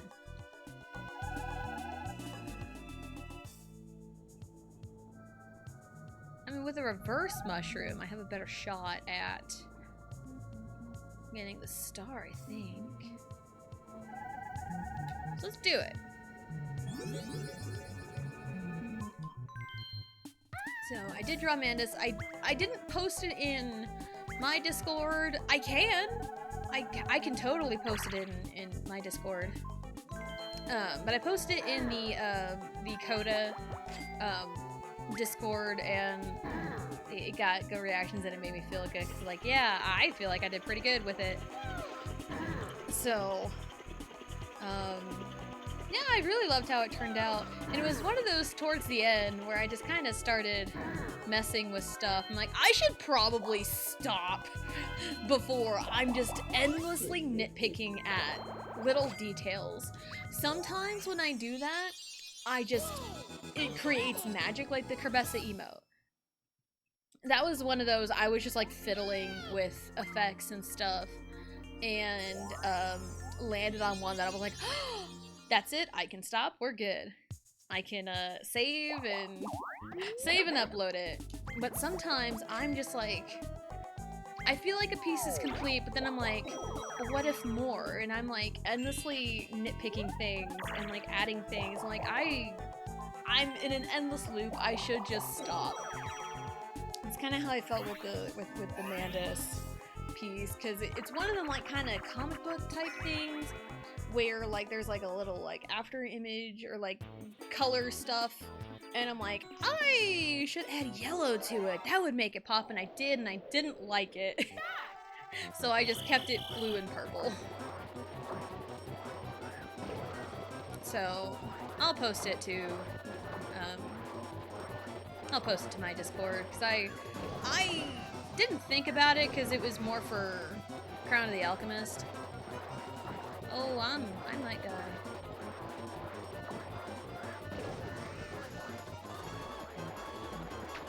Oh, we're good. Ta-da! So,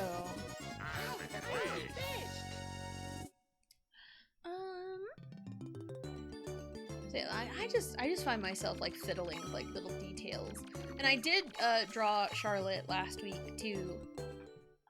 Just as like with everything going on with her and the article she released, I'm like, you know what? Let's do it. Let's see what we can do with it.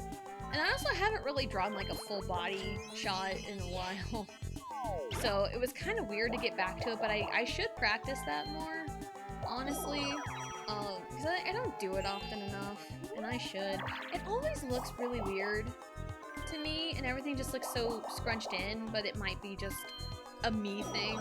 So I think just with a lot of things, it just takes practice. But it's like, I wouldn't know like what to draw, because like I feel like if I were to like practice on something, I would have to make it a full-fledged piece,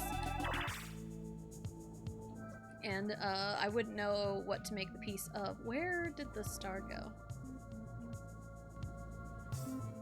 Up top. Okay. So.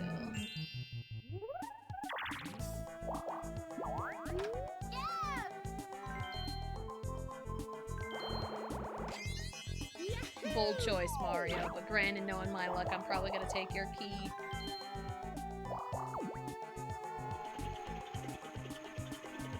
So, yeah, I need to, like, put things. I am going to post my Manda's art in the Discord. Where is my art? There you are. So, and speaking of Discord, if you want to join the Discord, you are more than welcome to. That's when I post go live, have schedule updates.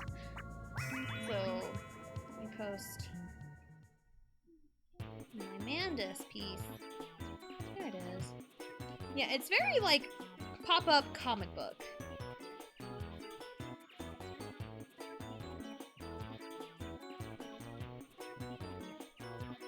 Alchemist. I can type. There we go, I wanted to post that. It's very like comic booky, like pop-up comic book art kind of style, which I do really like. So, and I like bright colors. I like bright colors. And I feel like sometimes my monitor is so different from my phone, because of course it is. So, it's just, I like bright colors. So, and I like working with bright colors.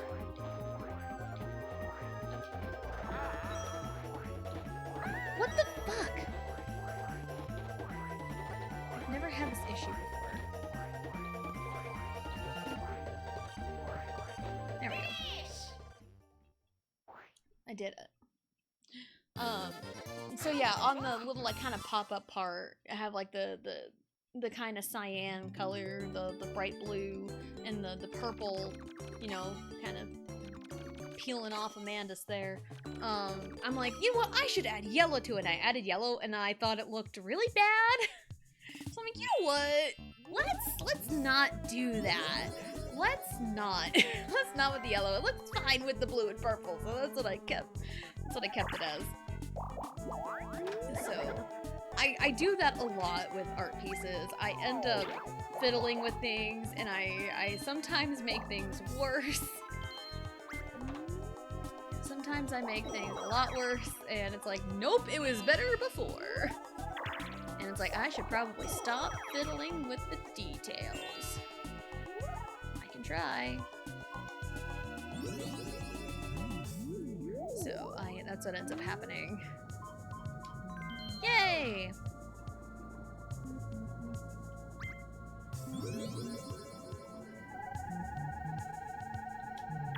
Alright. What am I doing at? 5? 1, 2, 3, 4, 5 item space. Yeah. There you go. He has moved. What's up, baby Bowser? It's your lucky day. Do I brush my teeth after every meal? I do not, actually. I get 1 item. Ooh! Alright! I get my plunder chest back. Love that. Love that. And playing as Daisy. So, yeah.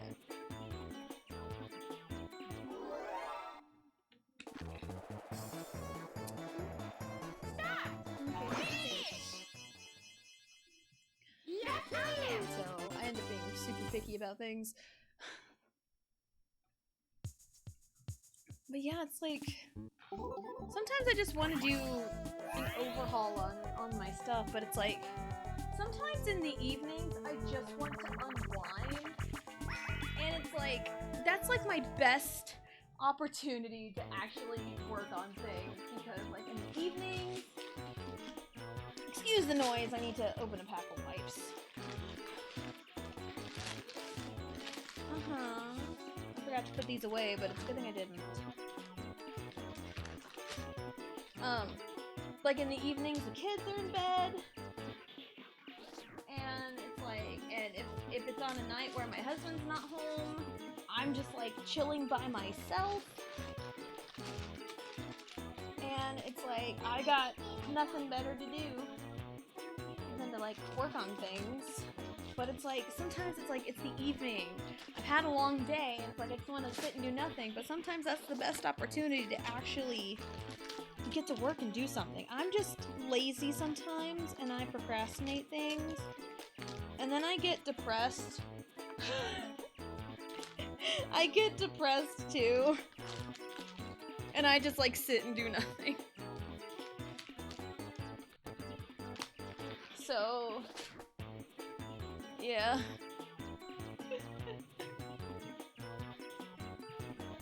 So it's usually my evenings there. I have to work with you now. Yeah! Let's go. Yeah! So yeah, a lot of my time is just spent sitting and like lurking in streams or doom scrolling on TikTok.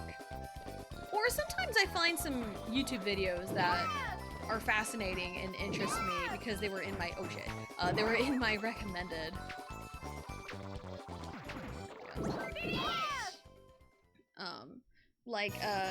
I came across a thing about Diddy Kong Racing speedruns, last week, and it was really interesting, so I'm like, I'm curious, 'cause I know, some technical things in Diddy Kong Racing go so bonkers, but I never realized how bonkers that could be utilized in a speedrun.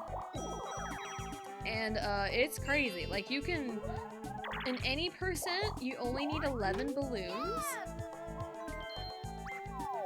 And you do the Whiz Pig 1 race first. 1, 2, 3, 4, 5, 6, 7, 8, 9. Ooh. Luigi could get there. I do want to save mine though. But I am not within 10 spaces. 1, 2, 3, 4, 5, 6, 7, 8, 9, 10. That's 10 right there on the battle space. I don't want to waste it, but I am out of reach. Yeah. Only because I'm out of reach. And I don't know if Luigi's gonna get it before I even have a chance. If I was within a dice block, I would have went for it, but I'm not. But yeah, Diddy Kong Racing speedruns, because you get into a plane, you collect like 2 balloons in the overworld, because there's 4. There's 4 balloons in the overworld. And you collect 2 of them. And then you go to the beach, kind of over by the lighthouse, and you kind of dive in, and you do like a roll, and you clip underneath the map. And you get out of bounds that way. And from the out of bounds, you fly over to the trigger for the WizPig 1 race. And that's how you do that first. And also, speedruns recommend TT. TT is crazy. I have never unlocked TT before in my life, so I don't know what he controls like, but he's like the best character in the game.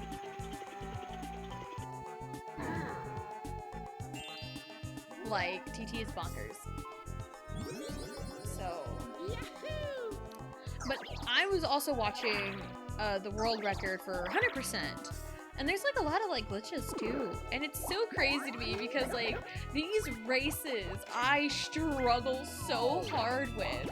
The speedrunners do it with ease. They do it so easily. And it's like, 100% world record, he struggled a lot with Greenwood Village, which is like the hardest silver coin challenge in the damn game, at least in Adventure 1. I have yet to do the back half of Adventure 2. I haven't gone back to it yet. I need to, because I haven't done all of Adventure 2 yet. And, he even like struggled, but like he still damn near lapped everyone. It's just so crazy, the mechanics of Diddy Kong Racing.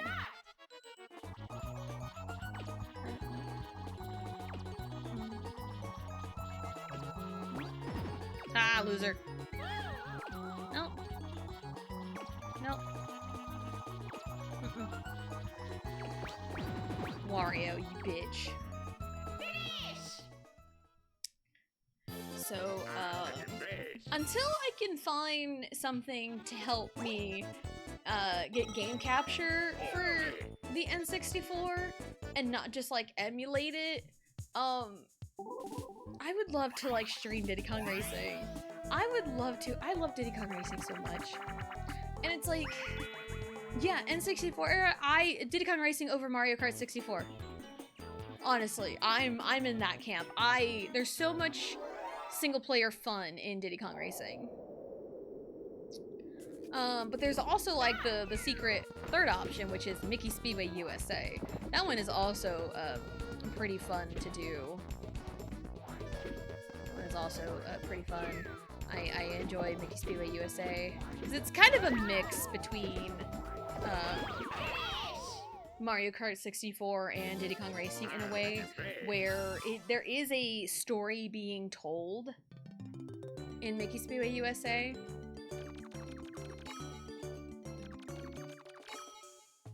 I do need to put Riley's stuff away, so I will be right back real quick. Let me talk about Mickey Speedway USA.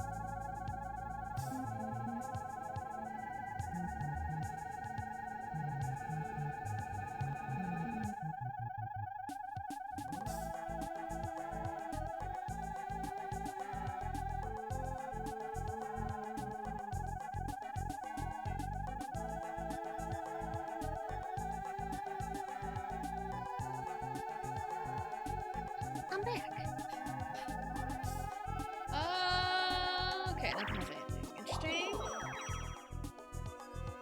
don't have my headphones back on yet. There we go. We're all situated now. So yeah, Make It Speedway USA. It's got a cohesive story, and the way you unlock the final like world is really interesting. Because, okay, I think there's 6 worlds. Like 6, like, cups. Because Mickey Speedway USA, you are driving on tracks that are based off of places in the USA. Like, for example, there is Indianapolis, which is based off of the Indy Speedway. There's New York City. There's San Francisco. There is the Everglades. I remember the Everglades that are in Florida. Colorado is awful. I hate that track. Colorado can suck it. Alaska. I want to say Malibu is there too. Philadelphia. So it's really cool going through those tracks. It's been a long time since I played it. And the way I think you gotta like get first place in like all of the Grand Prix to unlock the 5th one, the 5th set of tracks, and then to unlock the 6th set of tracks, or maybe it's 4th and 5th. I can't remember, but like there's 2 unlockable sets of tracks. One of them is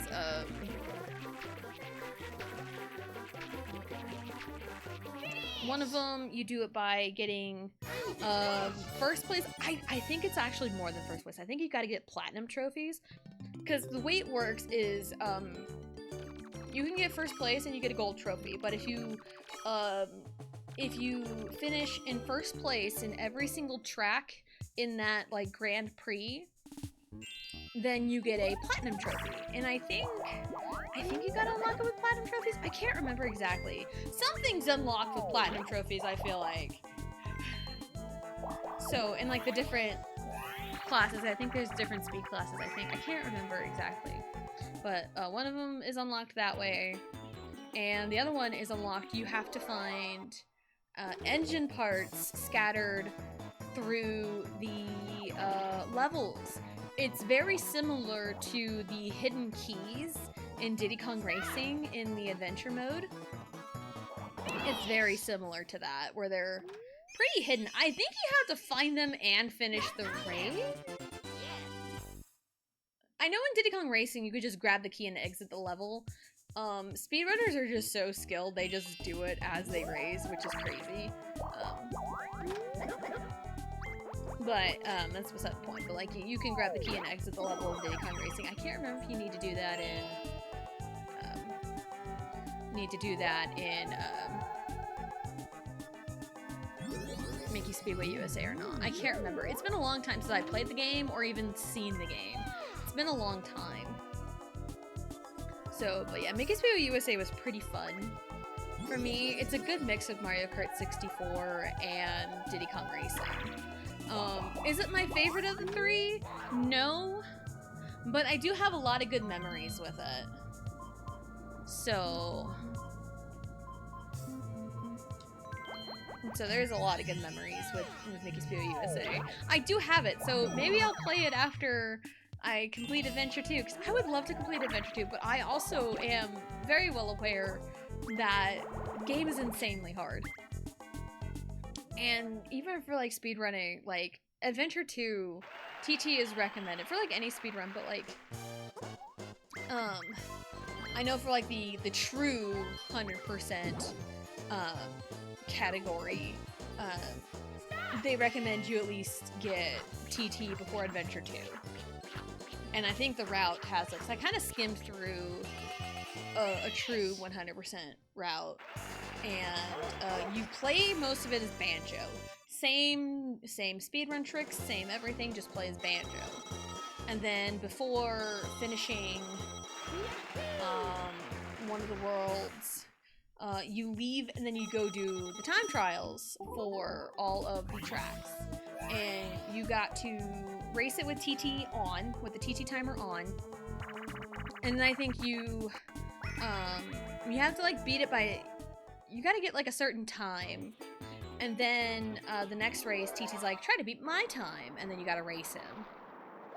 I have never, and you gotta do that for all of the courses. So you have to have a Future Funland unlocked.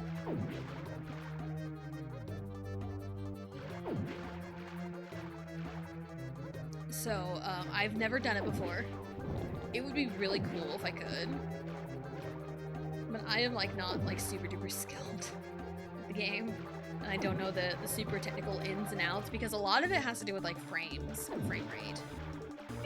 So I'm not a super expert on like frames of games and the frame rates and stuff. I'm not an expert on it.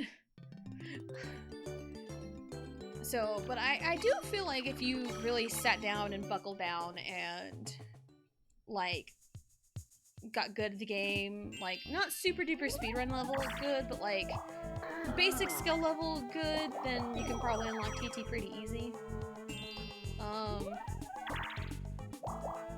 But I've never been able to do it. So, but yeah, I cut my time from Adventure 2 because I want to go into Adventure 2 kind of blind in a way because I've never had seen Adventure 2. I dabbled in it like one time.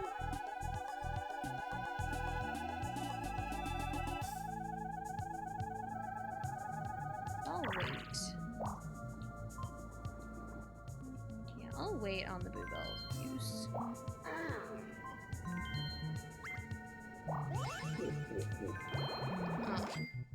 I poked my head into it like once, and then when I played the game again after getting my new N64 as an anniversary present, I erased my save file and started over.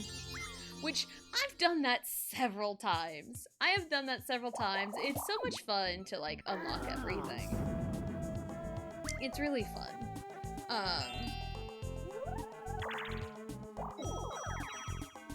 But, yeah, I'm currently in Adventure 2, and I had just essentially finished everything but the trophy race for, Snowball Valley? No. Shit. What's the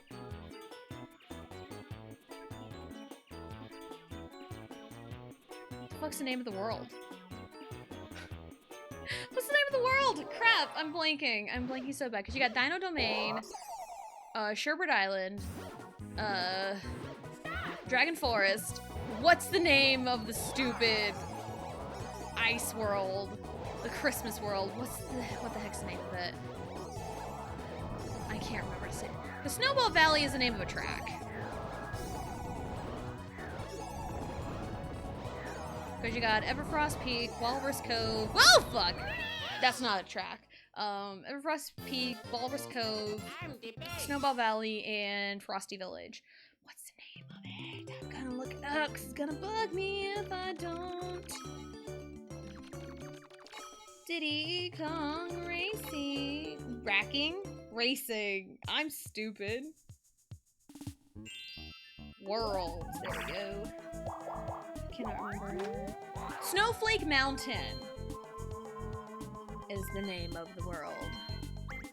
Yeah, you got Dino Domain, Snowflake Mountain, Dragon Forest, Sherbert Island, and Future Funland. I cannot believe it took me that long to remember the stupid name of the world. It started with snow, and that was the best I had. Okay, Snowflake Mountain. I'd say Snowflake Mountain's probably my favorite world. It's got some of my favorite tracks. I would say Walrus Cove is probably one of my favorites.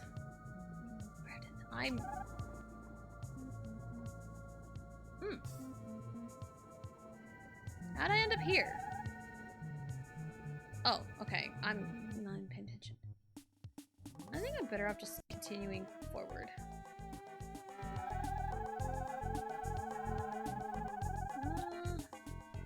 Anyone near Boo? No one's really near Boo. Okay. Let's do it now.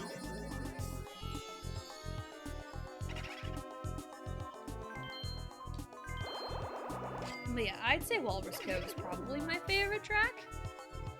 It's got so, I mean, the music in Diddy Kong Racing is so good. But I've also seen it's recommended to turn the music all the way down because it affects the frame rate. You need a mushroom? Okay. So, which is so sad. Some speedruns have them, some speedruns don't. But the music in Diddy Kong Racing is so good. So good. I love it.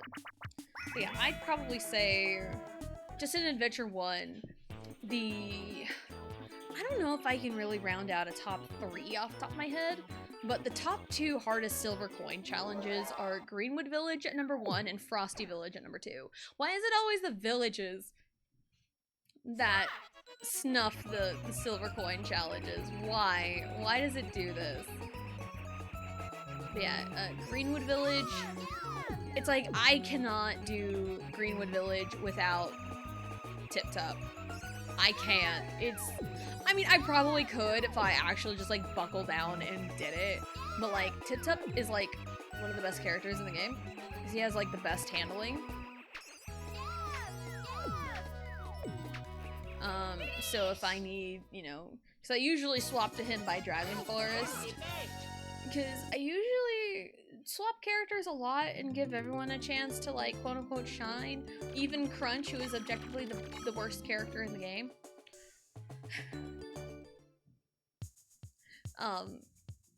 But yeah, Dragon Forest is so killer for me. And it's like, Windmill Plains isn't that bad. I mean, it can kick my butt for sure. Boulder Canyon has great music. It's irritating at times because of the stupid logs. And Haunted Woods is really fun too. It's a very short track. Like you can complete all 3 laps in less than a minute. It's very short. I think it's the shortest track in the game, actually. Even compared to Ancient Lake. It is definitely one of the shortest tracks in the game. And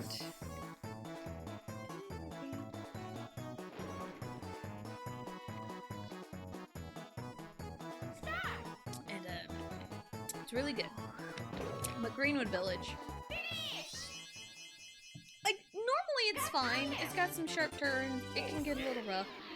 But when you add the silver coins to it, and the thing with the silver coin challenge is they put those suckers in spots where you wouldn't think of, even in Adventure 1. Some of the silver coins are very straightforward, some of them are not.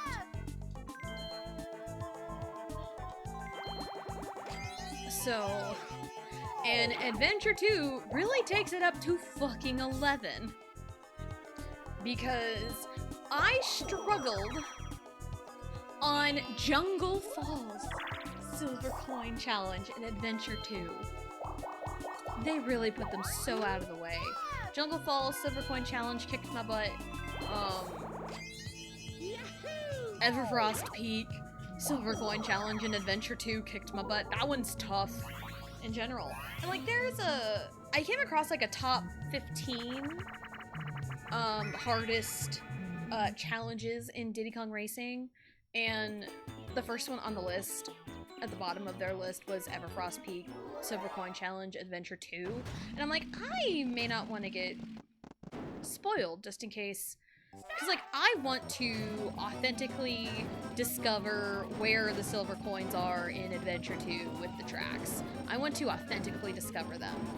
So even though again the game is like 20 something years old, I could probably look it up to make my life easier, but I want to do it authentically, you know, because I've never done Adventure 2. Because it took me a very long time to even beat Adventure 1. Because that first Whizpig race is so difficult when you do not know what you're doing. It is so tough. I remember watching a Let's Player one time. He was playing Diddy Kong Racing, and he like YouTube comments were, you know, poking fun at him in ways, and there's a technique with the boosting. If you let go of the A button, let go of the accelerator right before a boost, then you get like this green smoke, and then if once it turns like rainbow, you can press A again and accelerate and everything. Why would you do that? You just wasted your money. Are you winning? So far, yes, I am winning. I am winning. But yeah, this Let's Player, I remember comments were always like, oh, you're just making the game easier for yourself. You know, kind of like the fun, haha, poking fun at him type ways. And he's like, I bet. And he had challenged himself to not use the green boost in Diddy Kong Racing. And that included the first WizPig race. And oh my god, do you know how much skill it has to fucking take to beat WizPig 1 without the green boost? Like, it couldn't be me. Could not be me. 120. Cough, cough. Cough, cough. But yeah, I could never. It took me, I remember the first time I beat it. Because I got Diddy Kong Racing. Because Diddy Kong Racing was a game that me and my sister had rented when we were really young. And then our local video game rental store went out of business. Sold off everything. I mean, we bought a couple games, so they didn't have Diddy Kong Racing. And then Christmas 2011, I had written on my Christmas list that year that I wanted a copy of Mario Party 2, Mario Party 3, and Diddy Kong Racing. And in the bottom of my stocking that year, my Christmas stocking from Santa Claus, I got a copy of Mario Party 2, Mario Party 3, and Diddy Kong Racing. So I remember playing Diddy Kong Racing, and I spent so long on WizPig 1. It was insane, and I was super stubborn. I did it with Conquer. Ah, yeah. Cough, cough, weird gas. Cough, cough. But yeah, I beat WizPig 1 for the first time with Conquer. My controller's not that good. There we go. I had to... There we go.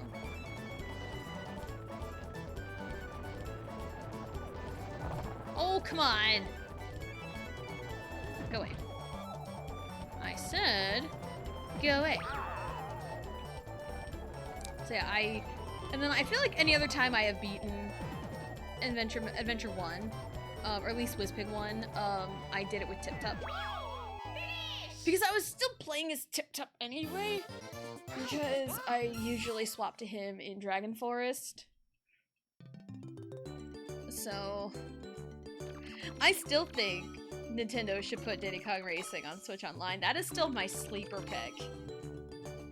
Diddy Kong Racing is the sleeper pick. If we can get Banjo-Kazooie and Banjo-Tooie and DK64, we can get Diddy Kong Racing, damn it. I believe. Now, will it happen? Probably not, but it's my sleeper pick. Because, man, I love Diddy Kong Racing. But I'm having fun with it on the N64, and even, like, playing it recently. I told the story of, the very recent story of me breaking my N64 joystick. I am holding the piece in my hand right now. Like, it broke clean off.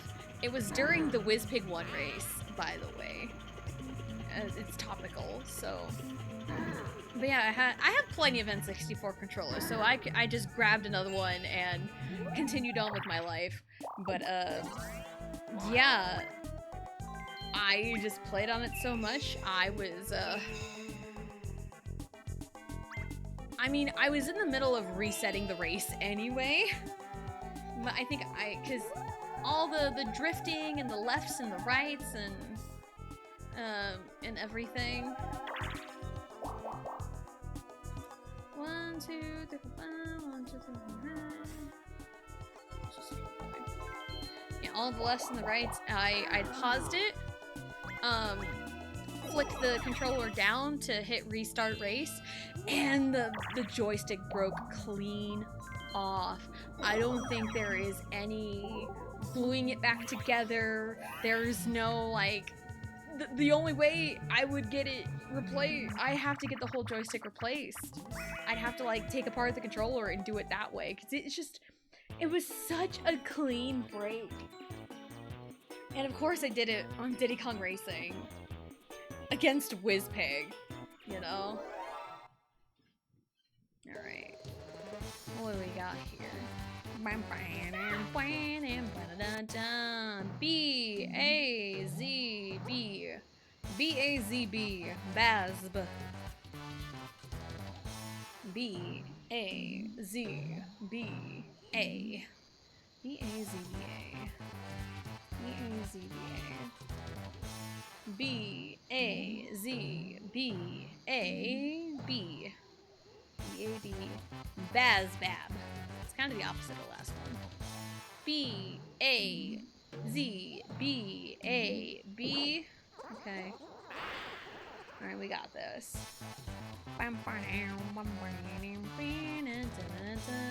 B-A-Z-B-A-B-B.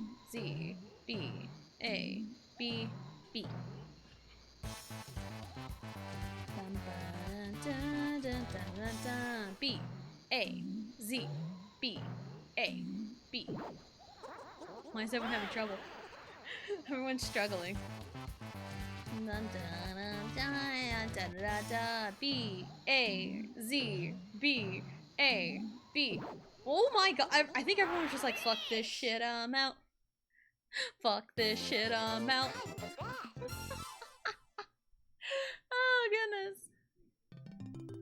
That's actually really funny. Yeah, just give me the victory. 1, 4, 3 Stray Kids! Why do I keep getting attracted? Jessica Chikulika. I cannot explain this reaction.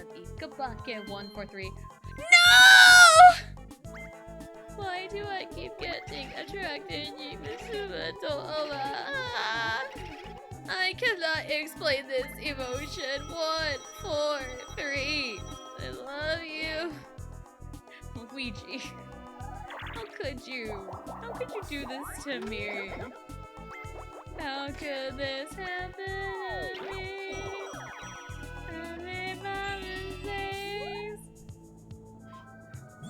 It's crazy. Act like an angel, just like crazy.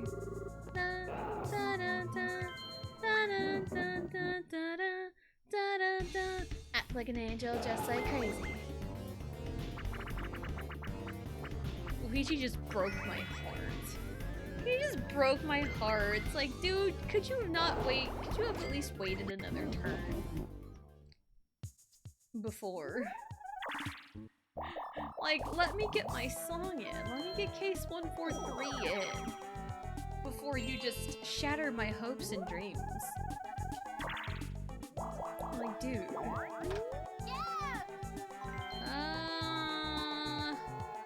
Skelly keep.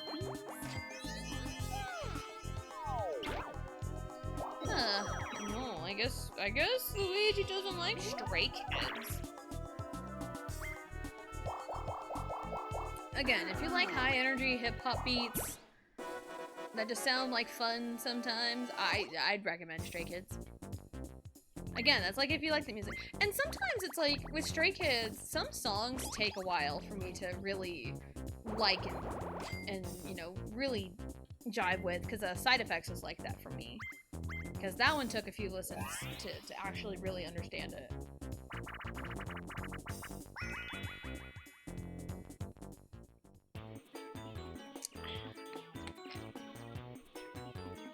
But,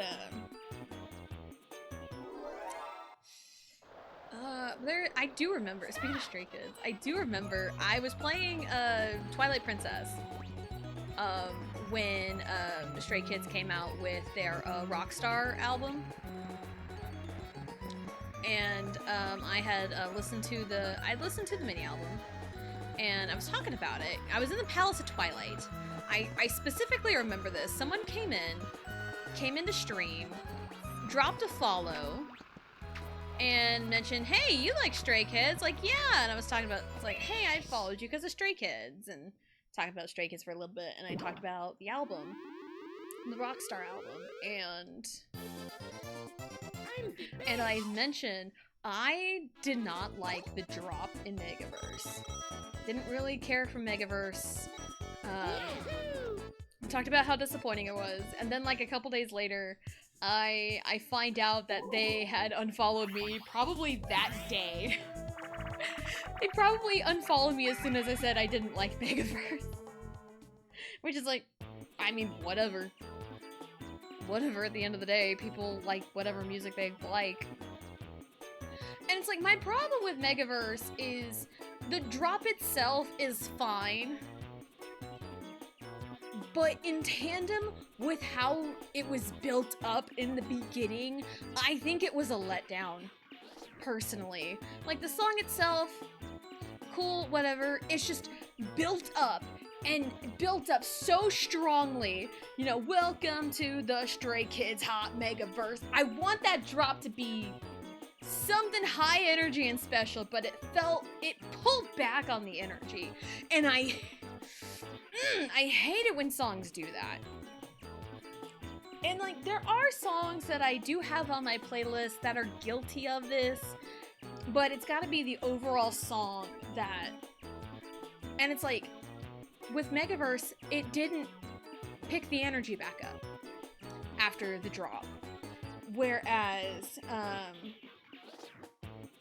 Bang Bang Bang, like, you know, Big Bang Bang Bang Bang, because that's guilty of it too.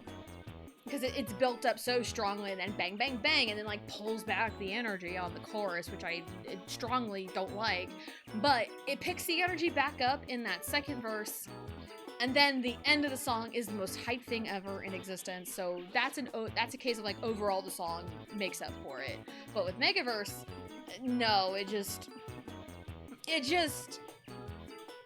doesn't pick the energy back up for me. And like, the beginning part of the song, I love the beginning part of it. I love how it builds the energy, but then it just like drops back, and I hate that. Hello, Rainbow Drop Gaming. Hello, welcome in. Hope you're having a good day.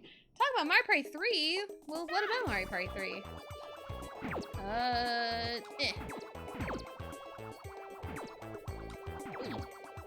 I remember seeing a streamer play Mario Odyssey for the first time. Oh, shoot. Close his eyes. But, Wario's got it. He came 1 point. 1 point?! 1 point, really? Rude. Rude. It's always by 1 point. You were playing it? Yeah, I am playing Mario Party 3. It's my favorite Mario Party. Typically, my Mario Party streams can be equated to, like, just chatting streams for other streamers. Because Mario Party is a game for me that I typically, like, shut off my brain and just, like, talk about whatever while playing Mario Party. So that's kind of how it goes. I mean, I just ranted about K-pop, so... What's happening? I never pay attention to where the damn star is, and I looked several times. Okay, yeah. That's what I was doing. That's... okay, that works too, I guess? Question mark? Most mayhemic Mario Party game? Like the one that has the most chaos? In a good way or a bad way? I mean, Mario Party 3 can get a little bonkers, especially if you hit game guide just right.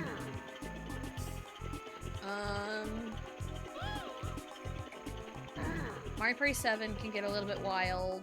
Especially with the introduction of random bonus stars.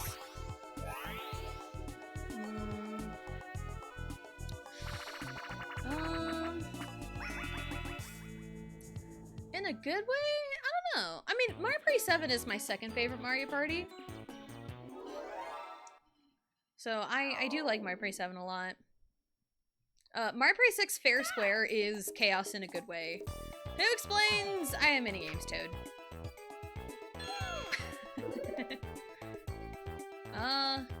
Which button do you press to practice? The R button.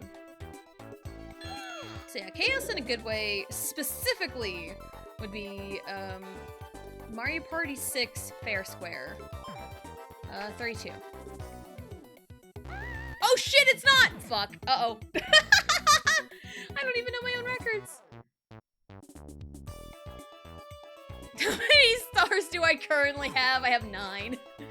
I have 9. What a question. Alright, let's bring it back. Which of the following is 4-player battle? Bowser Party and Mario Party 10. I have not played Mario Party 10. I don't... That's one of few Mario Party games that I do not own. I do not own 10. I don't own Mario Party Advance, even though that one doesn't really hurt my feelings. Mario Party 10 honestly doesn't really hurt my feelings either. So I do have 9, and 10 is just like another 9, so I've heard. So yeah, Mario Party 10 is one that I just don't have. There's Star Rush, Top 100. Those two I don't have. Because I have Mario Parties 1 through 9. I have Mario Party DS. I have Island Tour.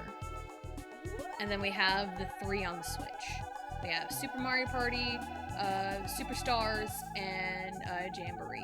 Which I just recently played Jamboree on stream a few months ago. Where are we going? Still there? Okay.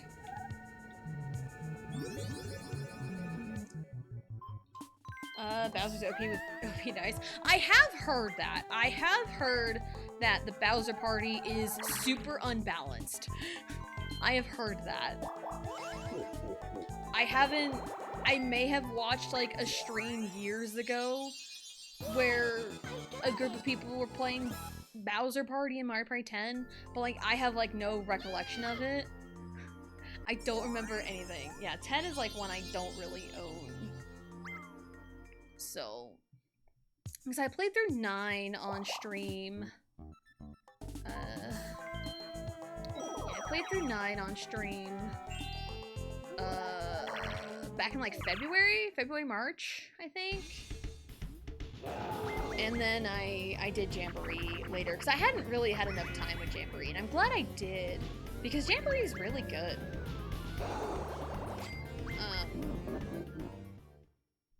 But yeah, 9 is one of those, I hate the car, because it takes away a lot of things. It takes away the best part about Mario Party 9, and that's the minigames.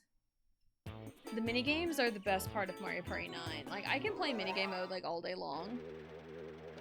But, like, the boards, I have trouble with that. It's the same problem I have with Mario Party 5. Because I have a special command for Mario Party 5.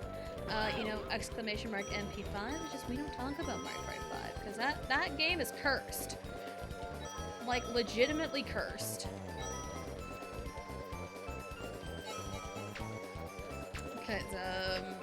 Because reason. Would you get that, please? Thank you.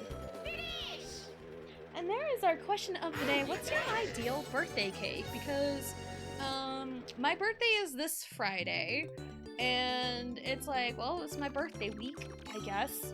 So we'll talk about birthday. Because my birthday's coming up. My typical birthday cake that I've always grown up, like 9 times out of 10, I always got this cake for my birthday, and it's a chocolate cake with strawberry frosting. Called it chocolate. So, But, I don't know what I want to do for my birthday this Friday. I don't know. I mean, I do know and I don't know at the same time. Because, hopefully if my laptop lets me, then we'll do, a stream with friends hanging out for my birthday. And then, play games with friends. I'm thinking maybe like Gartic Phone, maybe Jackbox, maybe, but it would have to be like with just friends and not with viewers, because I have seen, my personal view is I do not play with viewers, and it's no experience I've had on my own stream, but it's experiences I have been a part of in other people's streams, where like their community days were kind of terribly moderated, and there was have been a lot of things that went wrong, and people got salty, got super duper upset. I have had terrible insults thrown my way, and the streamer did nothing about it, and the streamer was someone who I thought was a friend, and like they did nothing about it. So yeah, so that's why I don't play with viewers. Maybe if I have like, if I trust the community enough, but it's like my own community, I trust them, right? Like the regulars, I trust them, but like sometimes it's like people come in just to play with the streamer, and sometimes that can get a little off-putting in a way where they just come in, want to just wipe the floor with the streamer and leave because they want to show off how good they are, and like that's not the right mentality. It's like, we're all here to have fun. We're all here to have fun, and I don't want people being assholes to each other, essentially, and it would take a lot of work from mods and myself to keep track of that, so.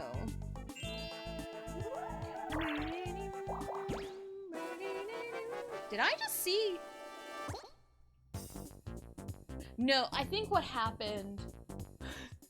Okay, to explain what I just saw IRL for me, I saw like a bright flash in my home, in my living room, because I have my front door open with the screen door, you know, I have it open to like let some light in, and I saw like this flash of light. I'm like, lightning? What? And it's like clear skies outside.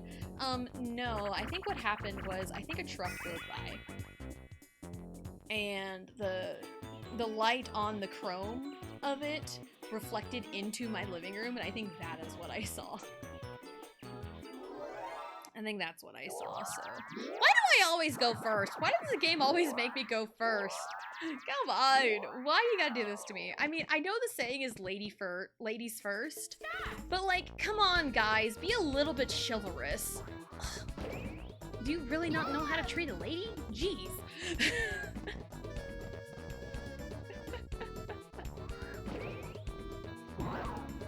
Haha. So yeah, I typically don't play with viewers. So I give that spiel every time, because like, it still happens from time to time, people coming in here and asking, you play with viewers? Because it happened recently when I played Jamboree. Someone came in, it was when I showed off pro rules for Jamboree, and I was going over the rules, reading them out loud, because I always do that. You know, just in case someone comes in here and doesn't know what's going on. And I'm like, alright, let's go. Like, if this is the first time for me playing it, I'll read them. I mean, it wasn't my first time actually playing them, but like on stream it was. But I was going over the rules, and someone had came in, dropped the follow, and then when I booted up the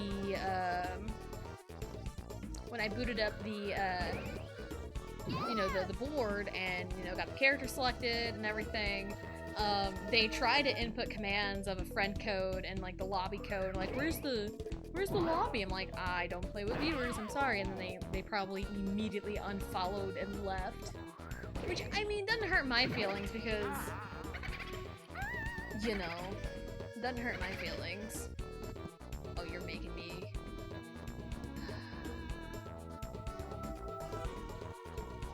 This one is not it. Again, it's always Wario. He is always at the scene of the crime. It really gave me the 1 1/3 shot. Really? How much was that battle? I wasn't paying attention. Not too bad. I don't even know what money I got. I know my money dwindled after a bit.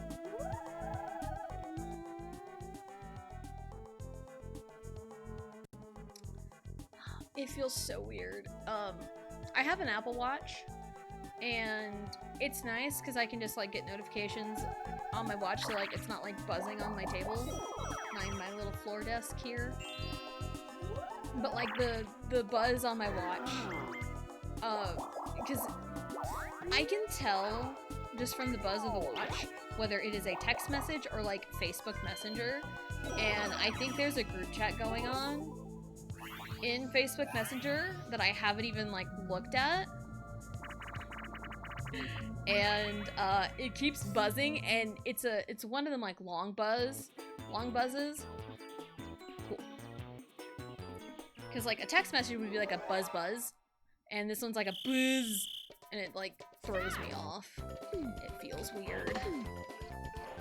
At least I am swinging the axe. I'm very thankful I am swinging the axe, because I hate placing the log. I hate it so much. Now, if Mario, could you stay there for a second so I can chop your head too, please? Thank you.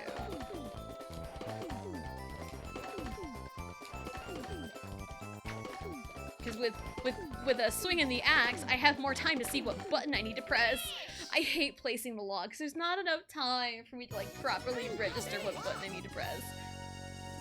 I think it, like, and I've never really had that issue before, and I think it's an NSO thing only because I don't have the N64 controller for the Switch.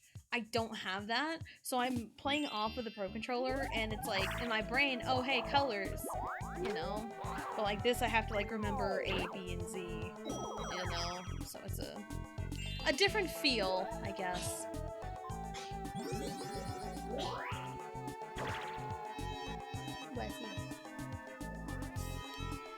Wow! Damn, that was a good play from Wario there. Hello, Johnny! Hello, hello! Welcome in! Hope you're having a good day!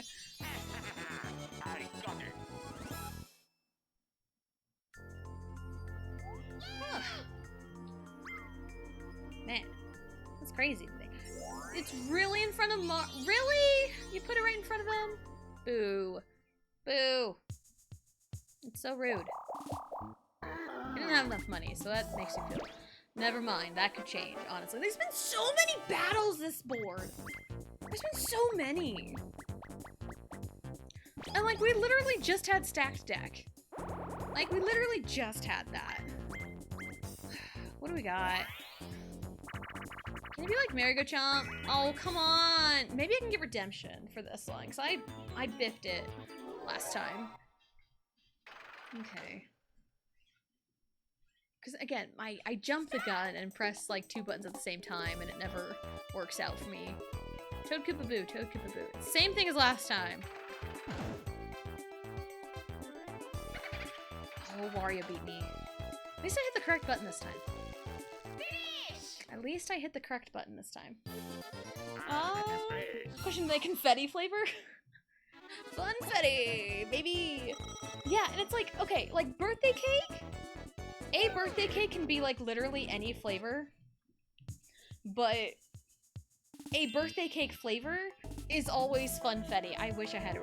Oh, it's fine. Mario didn't win anything, so we're good. This way. Loop around. Woo. Hey, bada, swing. I got to just doing my thing. Hey, bada, swing. I don't dance. Yeah, High School Musical 2 is my favorite out of the trilogy. Right up the middle!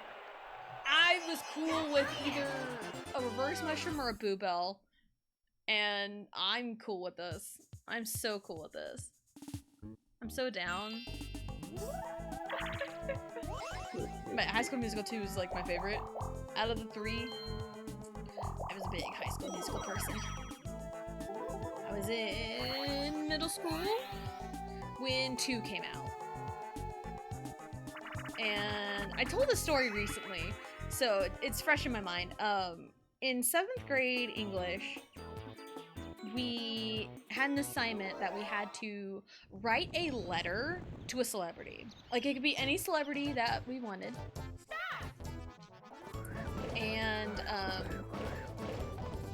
you can write a letter to a celebrity, and it, you know, it helps practice writing letters.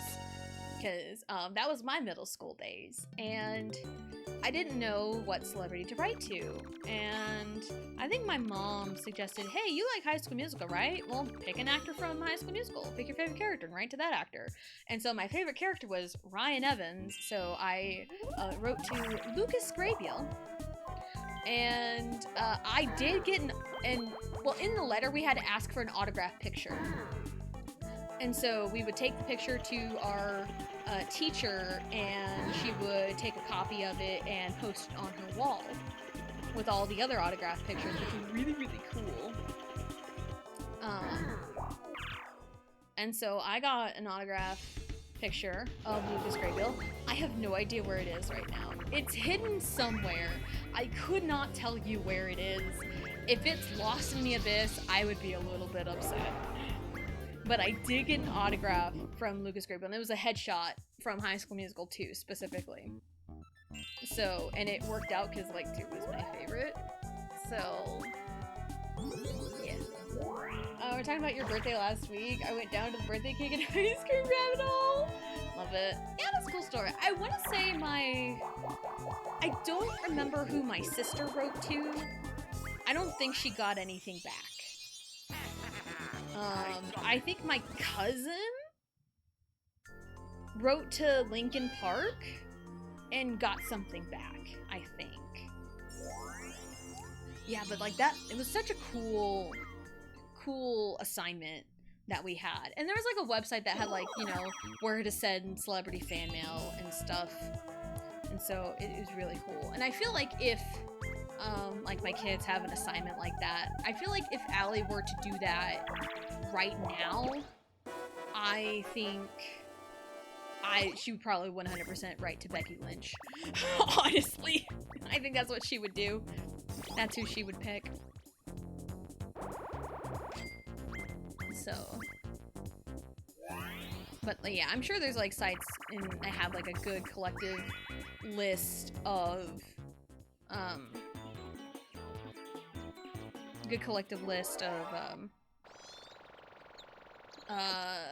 places to send fan mail. We're gonna pause buffer. I have too much to lose. Okay.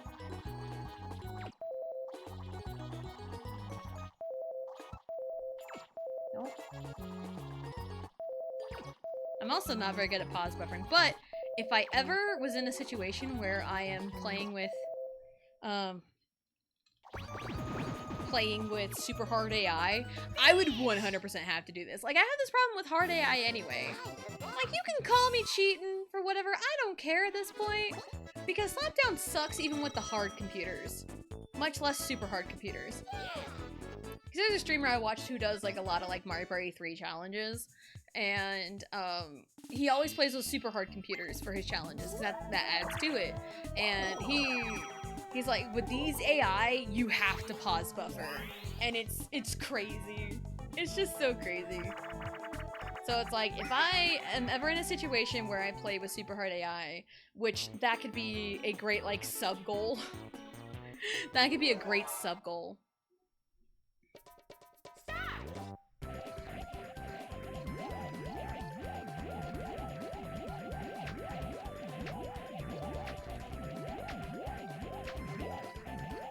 I think it was a little bit better. I don't know. I can't tell. So yeah, that'd be fun. Yeah. So I think I had it as a sub goal for like my stream anniversary, or like my affiliate anniversary one time. Hey, we actually did it! Hooray! I'm on the winning side. Woo! but we never hit that one. So, but I do feel like that'd be really fun. 'Cause, like, I play with hard computers all the time. I legit play with hard computers all the time. And some games have super hard, some don't. Mario Party 3 does. And I have went into minigame mode and played, like, specific minigames with the super hard AI, and they don't fuck around. They don't. So I think it'd be really fun and entertaining. So we might make it like a sub-goal at some point. Well, time to lose half my winnings from pause buffering.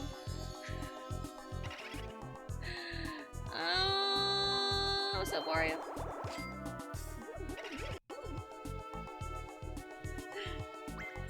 So, yeah, I can't get up and do anything right now. It's like, I do need to pee.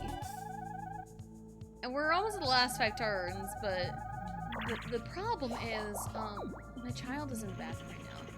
So, I can't really do anything about it right now this second, so.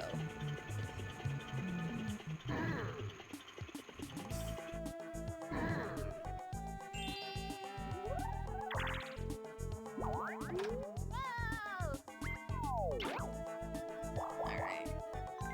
Now one child gets out of the bathroom and another child needs to go to the bathroom, so. Parenthood! Stop, Riley. Go please. I'm alone in Flop Pool. Love that. Again, I don't have, like, enough reaction time to viably do this.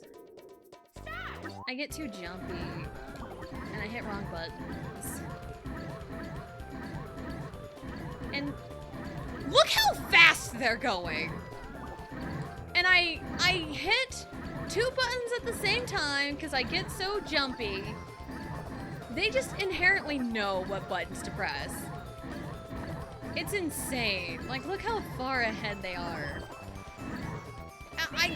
I think sitting on this information and realizing my problem with being so jumpy and wrong buttons and everything is it's probably the controller and muscle memory. Sometimes. Because, like, the layout of the B and A buttons are different than they are on a Pro Controller, so there is that. What kind of cake do you want? I don't know, man. I don't know. Like, my go-to cake has always been, like, a chocolate cake with strawberry frosting.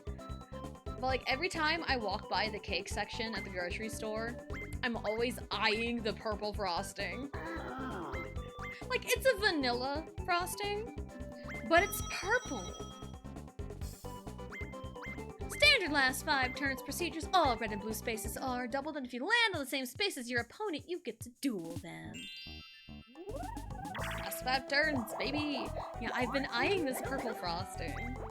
I also don't know if I want a big cake or cupcakes or something. I mean, it's my birthday, I can do what I want, but I am gonna go to the store either later this evening or tomorrow morning. Purple Mountain Dew at the store? Purple Mountain Dew. Speaking of new Mountain Dew, I've seen this dragon fruit Mountain Dew at Walmart. I walked by it like the last 3 weeks. I've been at Walmart, I've walked by it. And it's like, if they had it in a bottle, I would love to just try it. But I only ever see it in like a 12 or 24 pack. It's like, I don't want to buy a whole big case of a brand new Mountain Dew if I don't know if I'm gonna like it or not. Because that'd be a waste. That would be such a waste. Made with real dragons.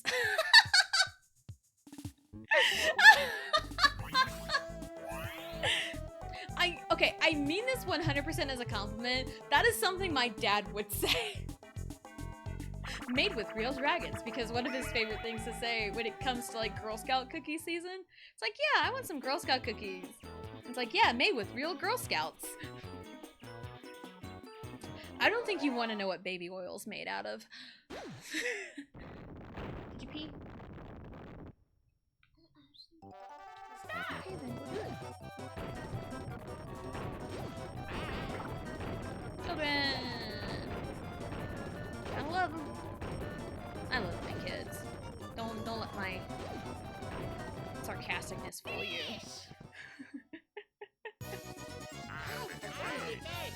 But of course, it's like right when you need to pee, everybody needs to go to the bathroom at the same time. Like, I remember one time, it was in college, I was walking back from class, I think, and I really needed to go to the bathroom, and I was like, alright, I'll stop through this building, go to the restroom there, and then we'll be good. But then every building I stopped at, every freaking restroom was closed for cleaning.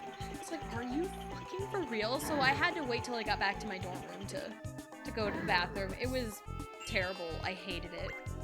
Made with real pooped out babies.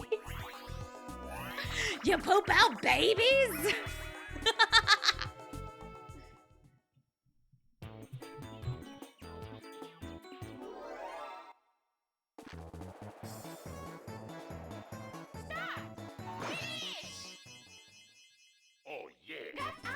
Okay. But yeah, I do remember that one time, like, I needed to pee and, like, all the bathrooms were freaking closed. It always sucks at, like, Walmart, because Walmart's always set up where there are restrooms by the entrance, and there's restrooms towards the back of the store. And sometimes it's like, you walk by, it's like, alright, I need to go to the restroom before I do my shopping at Walmart.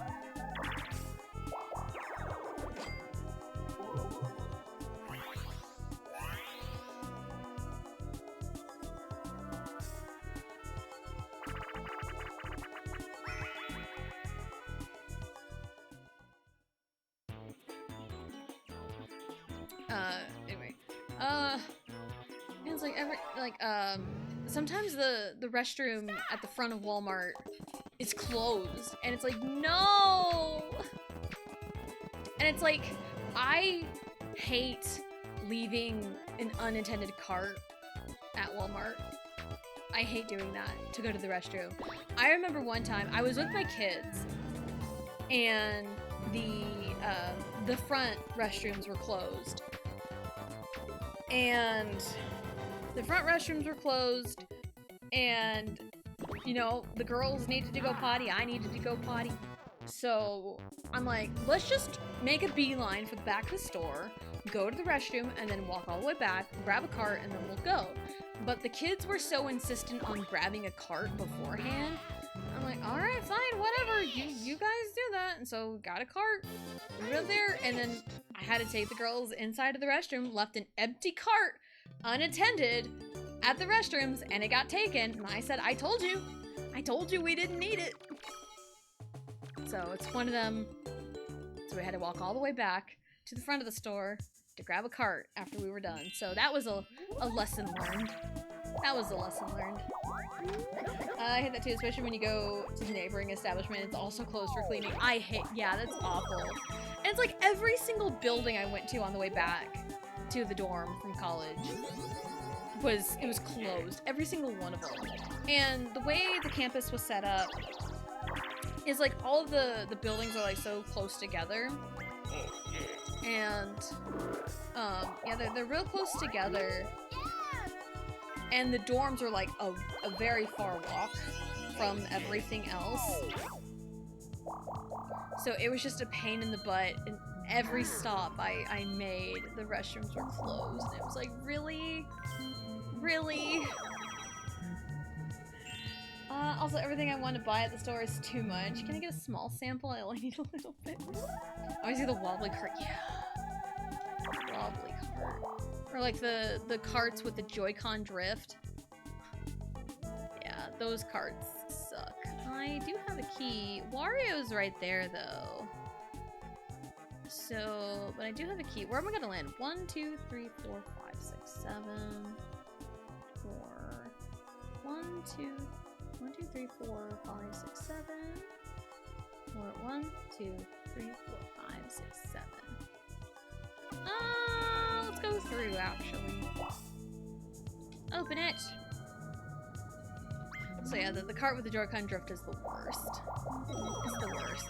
Anytime I let Allie pick the cart, like 9 times out of 10, it is a terrible cart. But it's like, I can't say no, I can't reject it because she's the one that picked it, but it's like, What minigame are they gonna play? That'll determine whether or not it'll be a good bathroom break. That one goes by really quick, so I'm gonna wait. I'm gonna wait. Something I've never liked are porta potties. Yeah. Yeah, it sucks. Ezzy.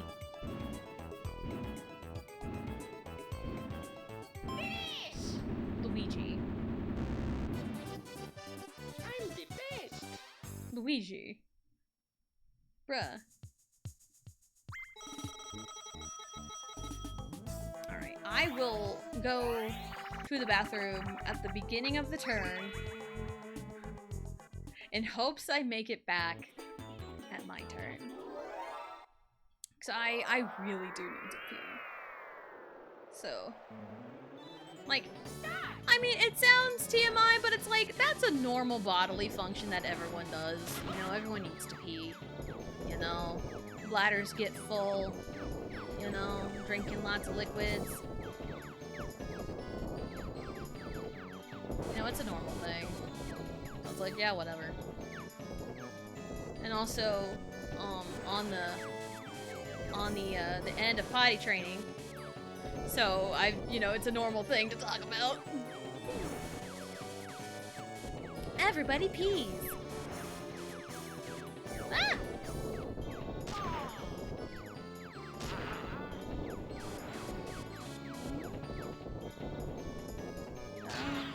Luigi's down. If I just survive, I win. We'll just kind of... What is this?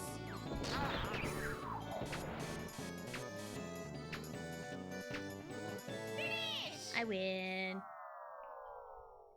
TMI, tables, matters, and layers.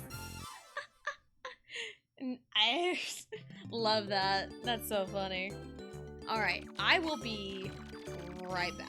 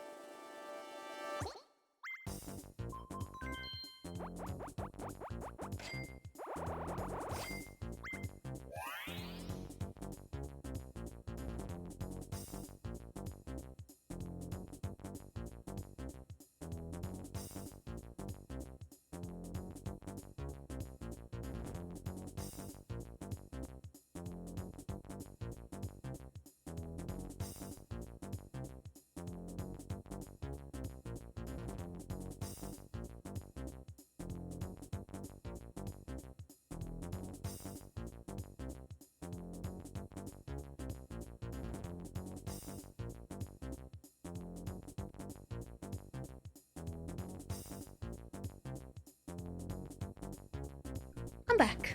And, I can still hear my TV as I'm in the bathroom. Because it's a relatively small apartment. So I can still hear my TV. And I heard the dun, dun, dun, dun, dun, dun, dun, you know, the jingle for the duel initiated.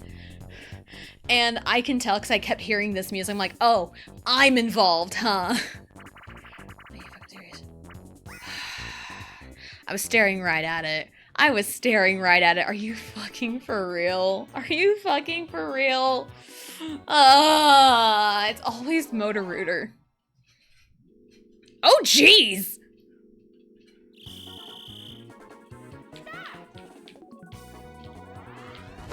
What is this layout? Damage.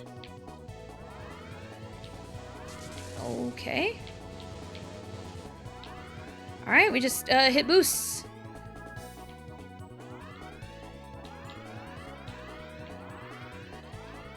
Alright, that's kind of a favorable layout. Honestly. I mean, wow, the Mario Party gods were very kind to me today.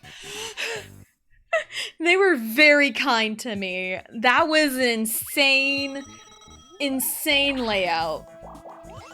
That was insane luck. That was crazy. Motorooter, new favorite minigame now. I mean, I don't care if Motorooter is like genuinely someone's favorite. Like, I don't care, but it's like, man, I hate it. I need to go up.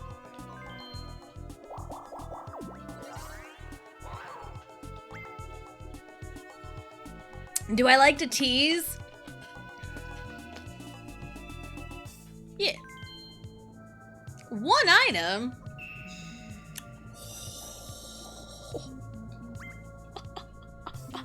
I have been getting such good stuff from Baby Bowser. Tease. Yes. Yes. And I'm like, I never take it too far, you know? Or like, if I say something like wild, and like someone's like, all right, that's a little too far, then like, all right, I'll back up. I won't go that far again.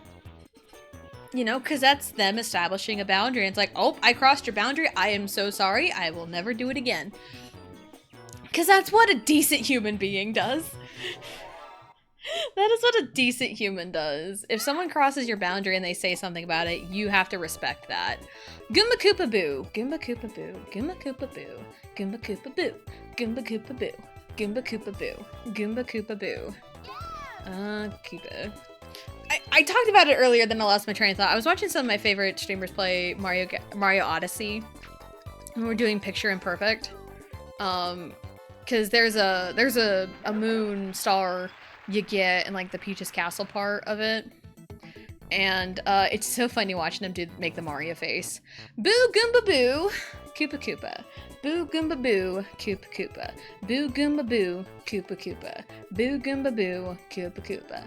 Boo Goomba Boo, Koopa Koopa. Fourth from the left is second from the right to be Goomba.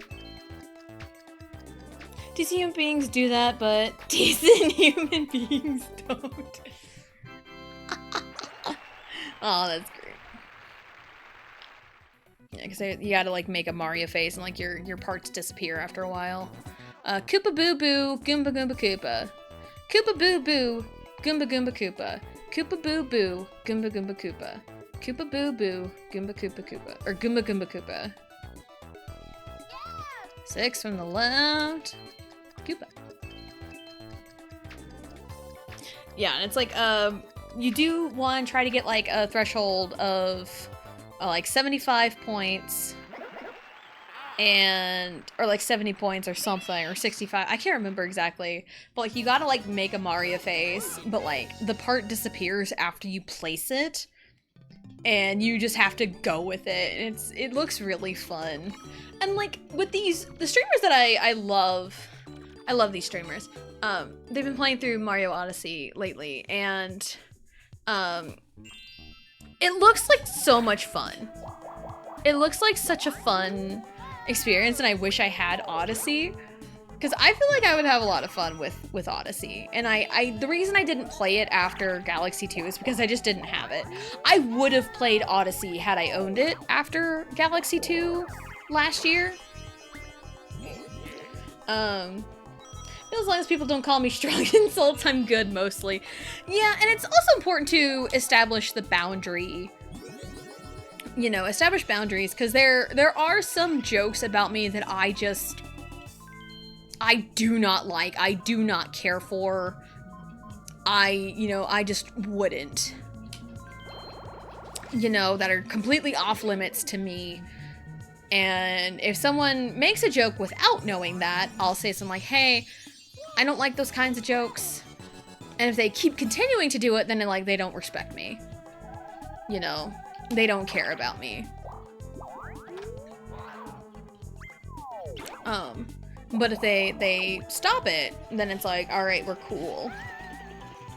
So, because that was something that, 'cause I was in therapy in college. I'll tell you that much. I was in therapy for like a short time in college.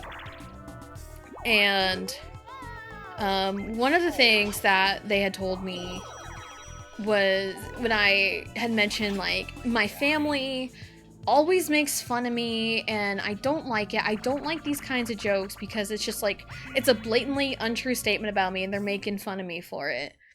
And they had told me, yeah, just, you know, make a mention, like, find someone that you trust, tell them that you don't like those kinds of jokes, and if they, you know, care about you enough, they'll stop. And it did stop.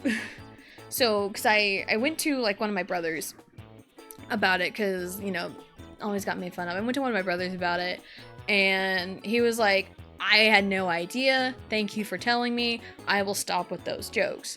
They then, you know, they find other things to make fun of me about, but then that's okay, because it's like some certain jokes are just completely off limits for me. So, and it's like, here, you can make dead parent jokes. Don't be afraid of that, because I've done that, because I was talking to Blue around Father's Day, and she was feeling under the weather on Father's Day, and she had, like, forgotten to message her father Happy Father's Day, and then she learned from her mom that, like, he was very upset about it, and, like, she was venting to me about it, you know, how upset she was. And then I said, and I told her, it's okay. I didn't call my dad for Father's Day either. Knowing damn good and well that he's dead. It was just one of those things that was just really funny. Like, hey, that's like my bread and butter. I try to make people laugh when they're really upset by just making wild jokes. So, yeah, it is good that my brother stopped doing that. If he didn't, then we would have had real problems. So, but that's just, you know, a big respect thing.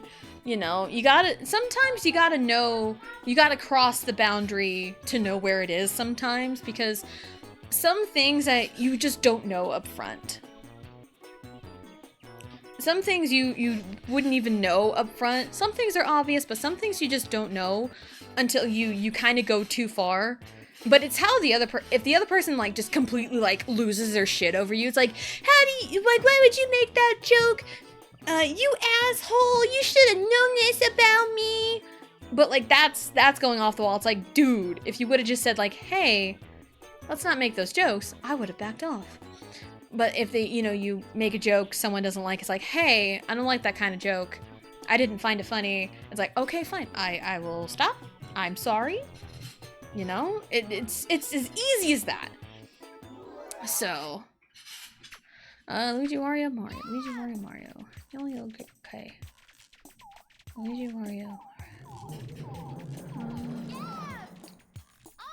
Okay. Alright, see if I remember. I think I got it. I might have some stuff mixed up.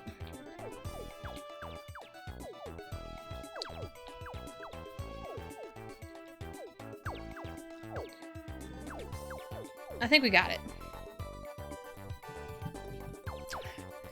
But yeah, and it's like, and sometimes you say something and it apparently crosses a boundary of someone else, but then they just completely drop you without even talking to you first, without even being like, hey, I caught what you said here. I didn't like the way you said it. I didn't vibe with it. Can we talk this out? Or it's like, I don't want to be your friend anymore. If there was, like, communication there, it's like, all right, cool, you know, enough respect there to be like, hey, I heard this comment you made. I don't think I can associate with you anymore. Like, that's respectful if you bring it up to them. But then it's like, if there's, like, no communication and you get dropped for something seemingly innocent, then it's like, dude, that's kind of shitty to do. Because again, I've been dropped like several times because of something I said, either directly or indirectly. Because there's one time I had some certain feelings about a friend of mine, and it's like, I really don't think we're really friends at this point. And I wrote up like a big long message and I sent it to them, and I immediately got like attacked. Not really attacked, they got super defensive over like one tiny point that I made, and they latched on to that and got super defensive and like completely ignored everything else I said. So they got super defensive. I stood my ground on it, and then they just blocked me. And then a more recent example with a streamer friend, ex-friend of mine, I apparently said something in a stream that they had caught wind of, but instead of messaging me like an adult, saying, hey, I caught what you said here, was this about me? And I would have said, no, I was just talking on topic. I don't even know what in relation it was, you know? But no, instead of messaging me like an adult, they decided to block me, kick me from their Discord servers, and just rode off into the sunset, thinking they're all high and mighty, probably. I don't know. Allegedly. I don't know. But I wouldn't have known that even happened if they had not messaged my husband about it and not me. So that's kind of a cowardly move, honestly. Talking to my husband about issues with me and not me directly. So, I'd say I was pretty good board. I mean, no chance times, some banks, a couple game guys. 10 stars above the others. Just a casual slay. The casual slay. We did it. We did it. We beat the game. So yeah, I've had issues, and this incident happened almost a year ago. So, and it's like, I'm mostly better about it now, and like anytime I talk about it, I just state what happened, you know, because there is a difference between kind of venting the truth and explaining what happened from your perspective and being vicious and insulting the other person. Like, I could 100% just like insult the other person right now, but it's like, no. And it's like, you know, like I can understand poking into like a friend's stream, hearing something, you know, kind of that gets to you. But like, I would have just like messaged him like, hey, because like I've had some issues with this person in the past prior to that incident. And there was one that happened like the year before when they had promoted one of my fanfiction reading streams, because it was time for that. It was a Dragon Tamer. I specifically remember it was the Dragon Tamer. And I was promoting it, and it was going to be like an hour earlier, because this was before Allie was in the after school program, and I didn't have like the time to go past 3:30. So I'm like, yeah, we're going to promote it. It's going to start an hour earlier. We're just going to read the fan fiction. Everything's going to be all good and hunky-dory. And like a few days before, or like, you know, a few days before they were promoting it, they're like, yeah, go over to Tessa's stream on this day at this time. She's going to read fan fiction. It's going to be great. Her stories are awesome. And then like literally the next day, they decided to promote, I'm gonna stream on this day at this time, and it was the exact same day, exact same time of my fanfiction reading. And that absolutely fucking hurt me. That was like a knife in the heart. Like, you don't do that. You don't go promote someone's stream at a specific time and then immediately decide, and like the next day decide, I'm gonna stream at that time too. So that was one where I was upfront and I messaged them about it saying, hey, this kind of hurt. and kind of talked it out, but I feel like I didn't really talk it out in hindsight because I reread the messages like a couple months ago, and reading their reasoning behind backing out of their own stream was like, oh, the views don't do very well anyway. It's like, what the hell? Then why decide to stream at that time? Why decide to stream at that time when it's like, oh, the views don't do very well? When you clearly promoted my own stream at that time slot. You know, that just felt so underhanded. And it's one of those, like, looking back on it, it was pretty fucked up. To put it bluntly, it was pretty wild. Alright, so, anyway. Enough about my friendship struggles, but also, you know, life lessons with Tessa Jane. Try to catch stuff like that early and appreciate the good friends that you have, because I have made some really good friends, and hopefully some of these friends we get to play games with on Friday for my birthday, so I'm excited. And schedule for the week, because we're done here. That's it for today. Tomorrow is Wednesday. Tomorrow is Banjo-Kazooie. Tomorrow is the Banjo-Kazooie finale. We get to do the final world, and we get to do the final boss, which is going to be crazy, I think. It's gonna be really fun. Hopefully I don't rage too much. It might create some fun moments. I don't know. But we will beat Banjo-Kazooie tomorrow. It's gonna be real fun. Thursday is gonna be another Mario Party day. We might hop into Mario Party 3 because Mario Party 3 is my favorite. Or we might do a Mario Party 1. We might do Peach's birthday cake because I like doing Peach's birthday cake around birthdays. It's really fun. We'll see. We'll figure out what Mario Party we want to do Thursday. And then Friday, hopefully we get stream going and we will play games with friends. Probably, I'm thinking maybe Gartic Phone, Codenames, Jackbox, something. I don't know. We'll hash out more stuff later. It'll be really fun, and it's my birthday on Friday, so I'm excited. And we're gonna go raid Royal Blue. She's doing a just chatting stream, which is essentially what I do for my Mario Party days. We're gonna go casual slay for the raid message. If you are subbed to me, you can use my emotes. If you are not, and Riley always gets so upset when I don't add please. Casual slay, please. There we go. We added the please. We compromised. So if you are subbed to me, you can use my emotes. If you are not, you can use whatever emotes you want. I am not picky about it. That is our raid message. We're gonna go raid I Am Royal Blue. She is just chatting, and I love hanging out in her streams, and she is one of my best friends, and we're gonna have fun on my birthday.